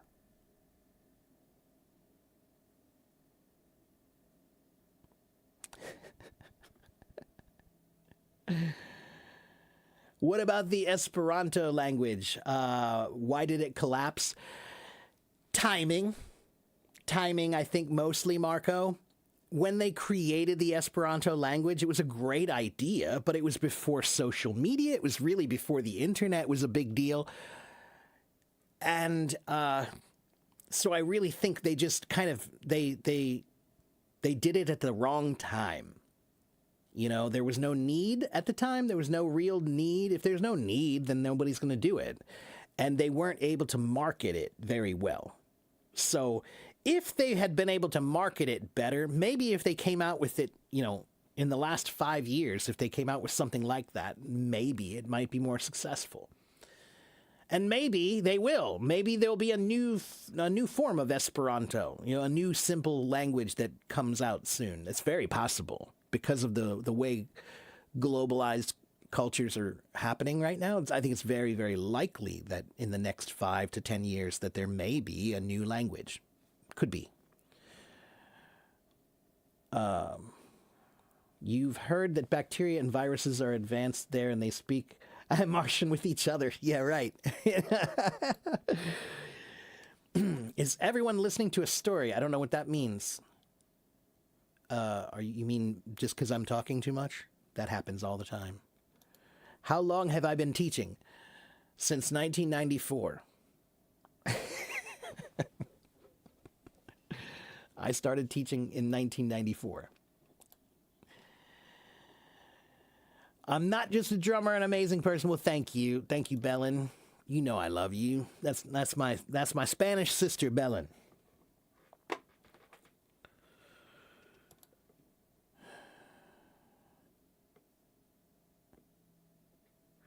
If Mark, if you remain my window to English, mostly I listen to you nowadays because of my business. Will I forget English? Vadim, I think you just need to remember the things I keep saying, man. If you want the language to live, then you must make it live, man.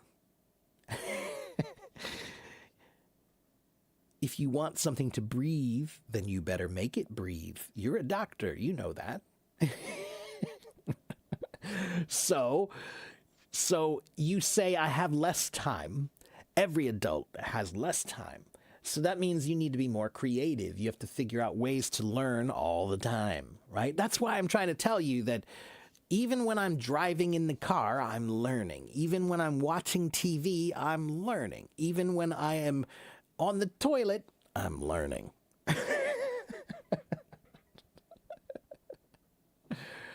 All right? So if you want it to live, then you will.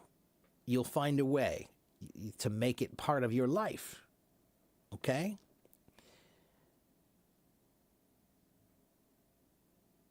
If something is important to you, then you'll make it important.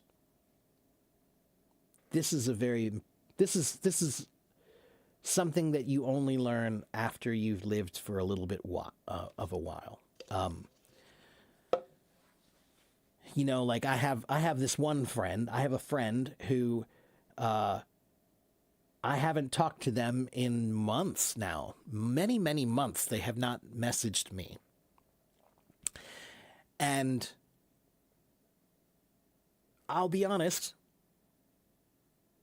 I'm not angry, but I do recognize that this person does not think I'm very important. If they thought I was important, if they thought I was, then they would have messaged me. So, what I mean, Vadim, is if you want something to be important in your life, then you will make it important. If you care, then you will. If you don't, then you won't. So this person, I have learned that they don't really care about me, because if they did, they would have messaged me. They would have said hi. They would have said something. So, yeah.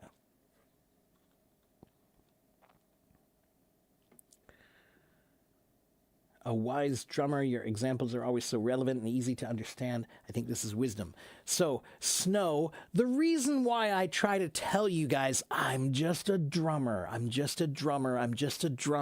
is because I want you to understand that anything that I know, everything that I know, none of this is special. I'm not a genius. I'm not brilliant. All of the things that I have learned can be learned by anyone. If you take time to think about them, you will learn the same things. That is the only difference between me and you. If you think, oh, he's wise, that's only because I spent time thinking about it, but you didn't. That's all. Okay? It doesn't mean that I'm smarter than you. It just means I thought about it and you didn't.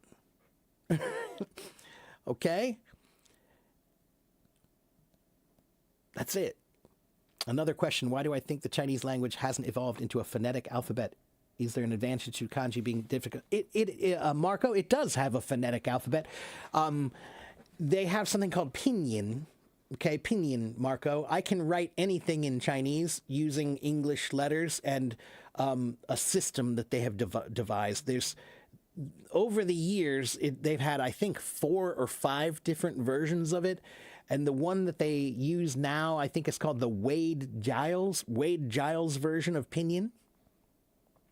And so, yes, you can learn Chinese. Most people who learn Chinese, they learn Chinese with the phonetic transliteration. It's called transliteration, the pinyin. Okay? But, Marco, so for example, mainland China, that's what they use in mainland. They use pinyin, which they use to just to teach it much more easily. But when I was in Taiwan, Taiwan does not use pinyin. They use another version, Juyin, and that one does not have English phonetics. It's directly only Chinese. It's and actually I think it's more accurate, but it's just harder to learn. It's more accurate, but it's harder to learn. And hello, Miguel, over there in my YouTube.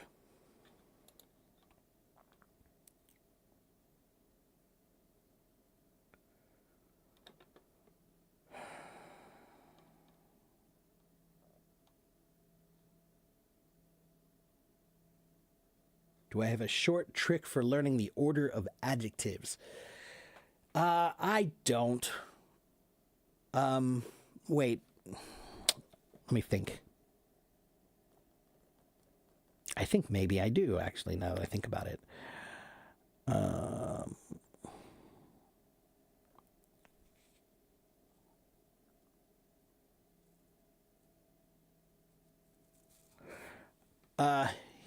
You need to remember this.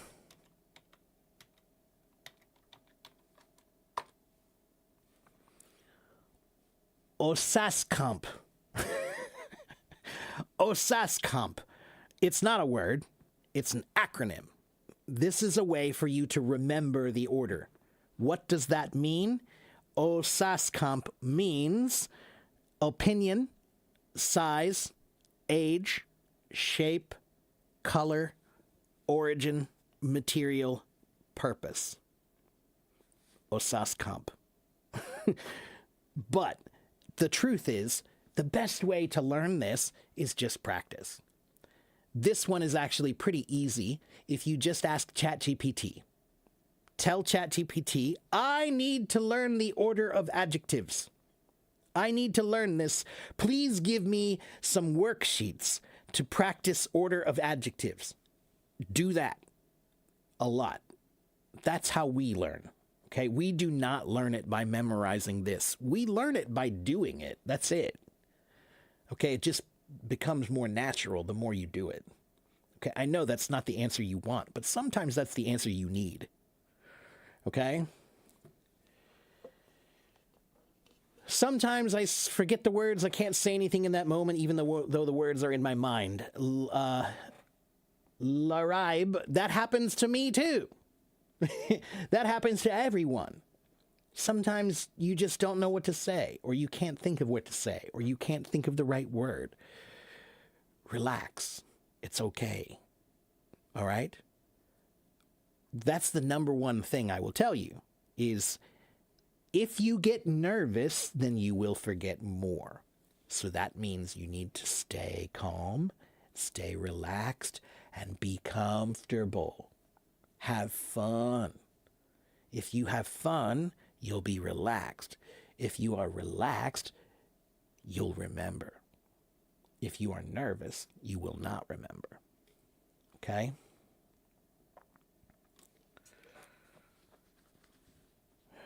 You're studying Japanese. It's simpler and more useful to you. It's a language I've always seen through games and anime.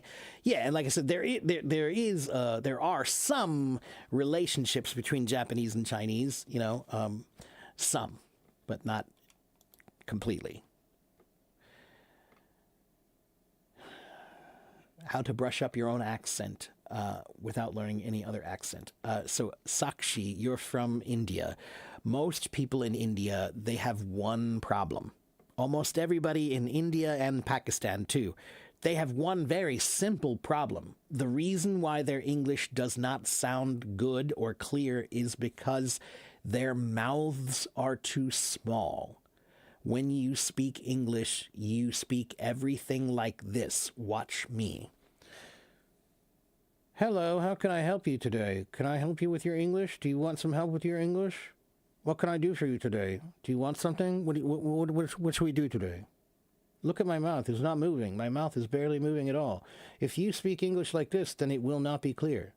But if you speak English like this, then it will be very clear. All right?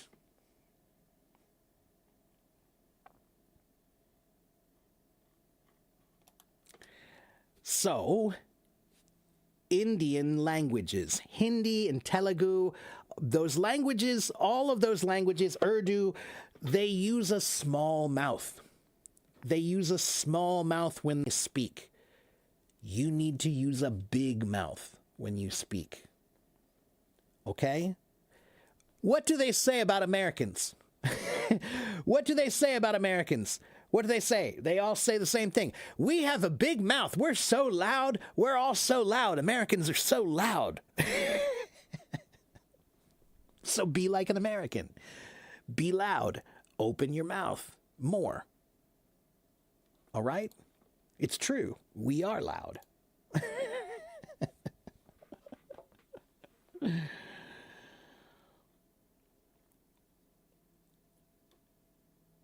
Although I will tell you this, Spanish people are louder than Americans. When I got on the plane to go to Spain, and it was almost all Spanish people on the plane, I have never been on a plane with so many people talking to each other in my life. And loudly. It was so funny. Americans are not nearly that loud. We're loud, but not like that. That was funny. I thought it was hilarious. Anyway, how about Persian people? Big mouth or small mouth?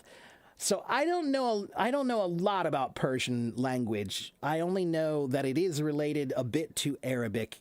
So what I would say is, I don't think it's quite the same as the Indian languages, that the Indian languages tend to be much smaller. I think there are some sounds in Persian that are bigger. So it's all about the sounds in the language. Are there some sounds in the language that use a really big mouth? Okay, and some languages have more and some have less. All right?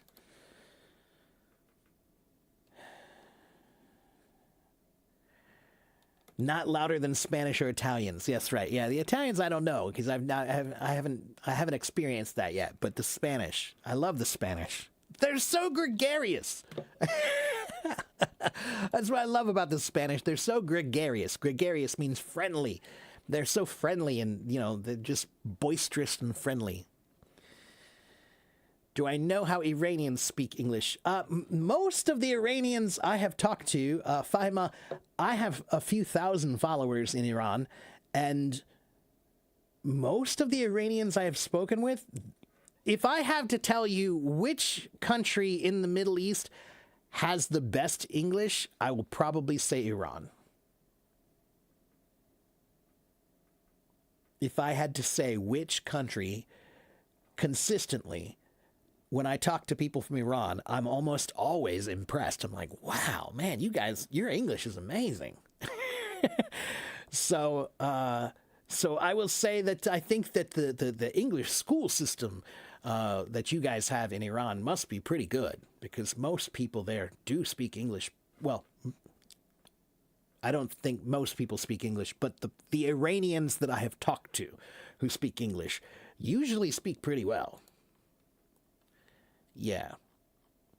So, I wish that too, Bellin. I wish that too.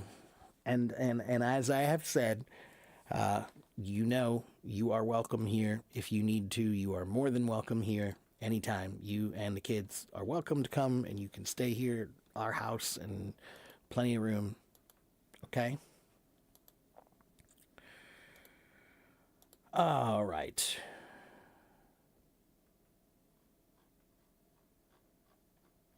I make you learn with fun. I try. I do my best, but not always, you know. No teacher is always fun. Sometimes I'm not fun, but but I try to be, you know.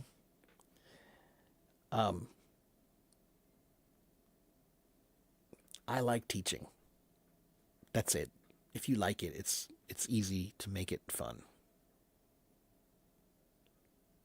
If a teacher doesn't have energy, then how can the students, right? So, whatever energy the teacher has, that's what the students will reflect.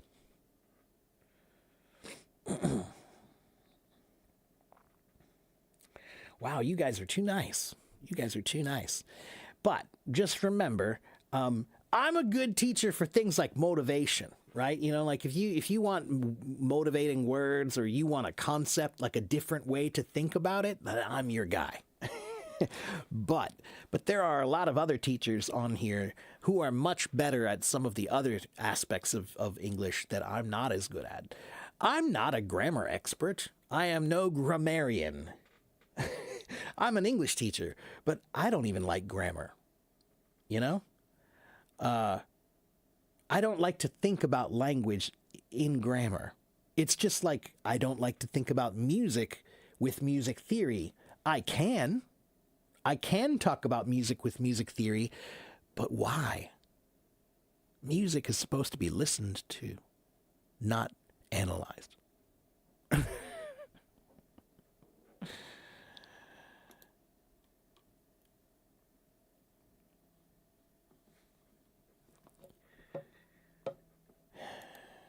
So, how can you learn English without grammar? You need grammar. You do need grammar. But guess what, guys? I found something the other day. My favorite grammar book is online for free. Let me see if I can find it here for you. Hold on.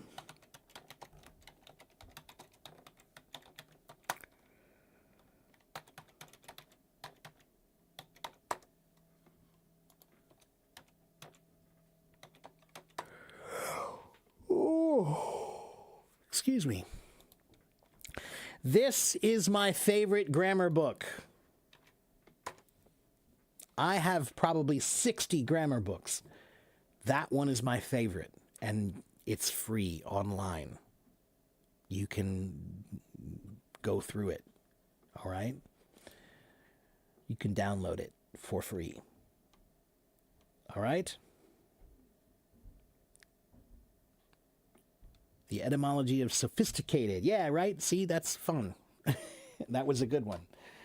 I'm glad, Raymond.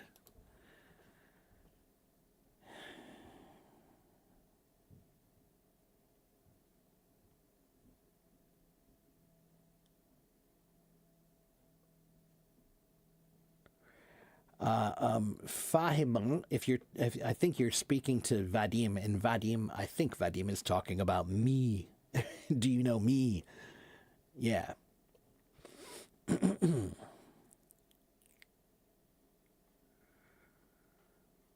Okay, so guys, I'm about done here today. I'm about done. I have been here for 2 hours and 34 minutes. That's a long one. So, I think I'm done for today. But if you haven't yet, you should go to my YouTube channel. Go to my YouTube channel. Watch my YouTube channel. Go to my website. If you want to buy private lessons from me, you can, but you have to pay me. America is expensive. And here is my blog. All of my best answers about everything are on my blog. If you like my answers, if you like my wisdom, then go read my blog. Okay?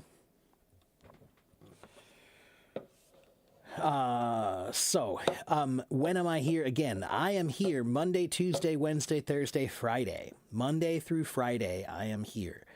I usually start somewhere in the morning, around 9:30 or 10:30 in the morning.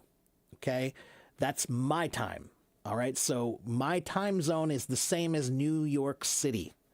Okay? So when it's morning in New York City, 9:30 or 10:30 in the morning, about that time, that's usually when I start. Okay? So today it's 12:24 and I have been here for 2.5 hours. Okay?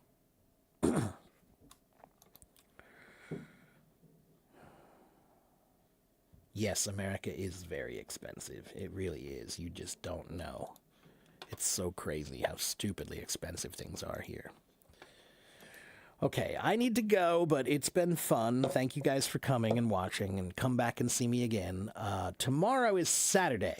On Saturday, I don't always do a live stream, but I sometimes do one. And also, sometimes when I come online, I am not here teaching. I'm back there on my drums and I'm playing music. Okay? If I am here in front of the camera, then I'm here to answer questions about anything. If I am back behind my drums, then I'm not answering questions about English or anything back there.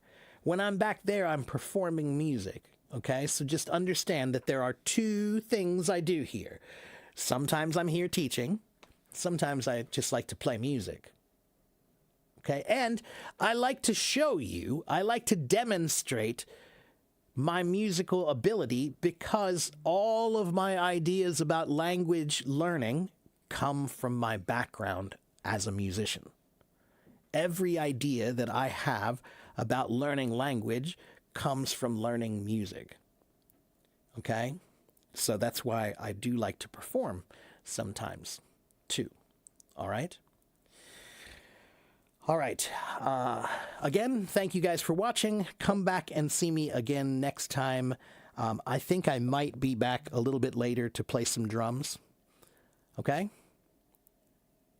And I will see you guys next time. All right. Have a good morning. Have a good afternoon. Have a good evening. I'll see you guys next time. Bye.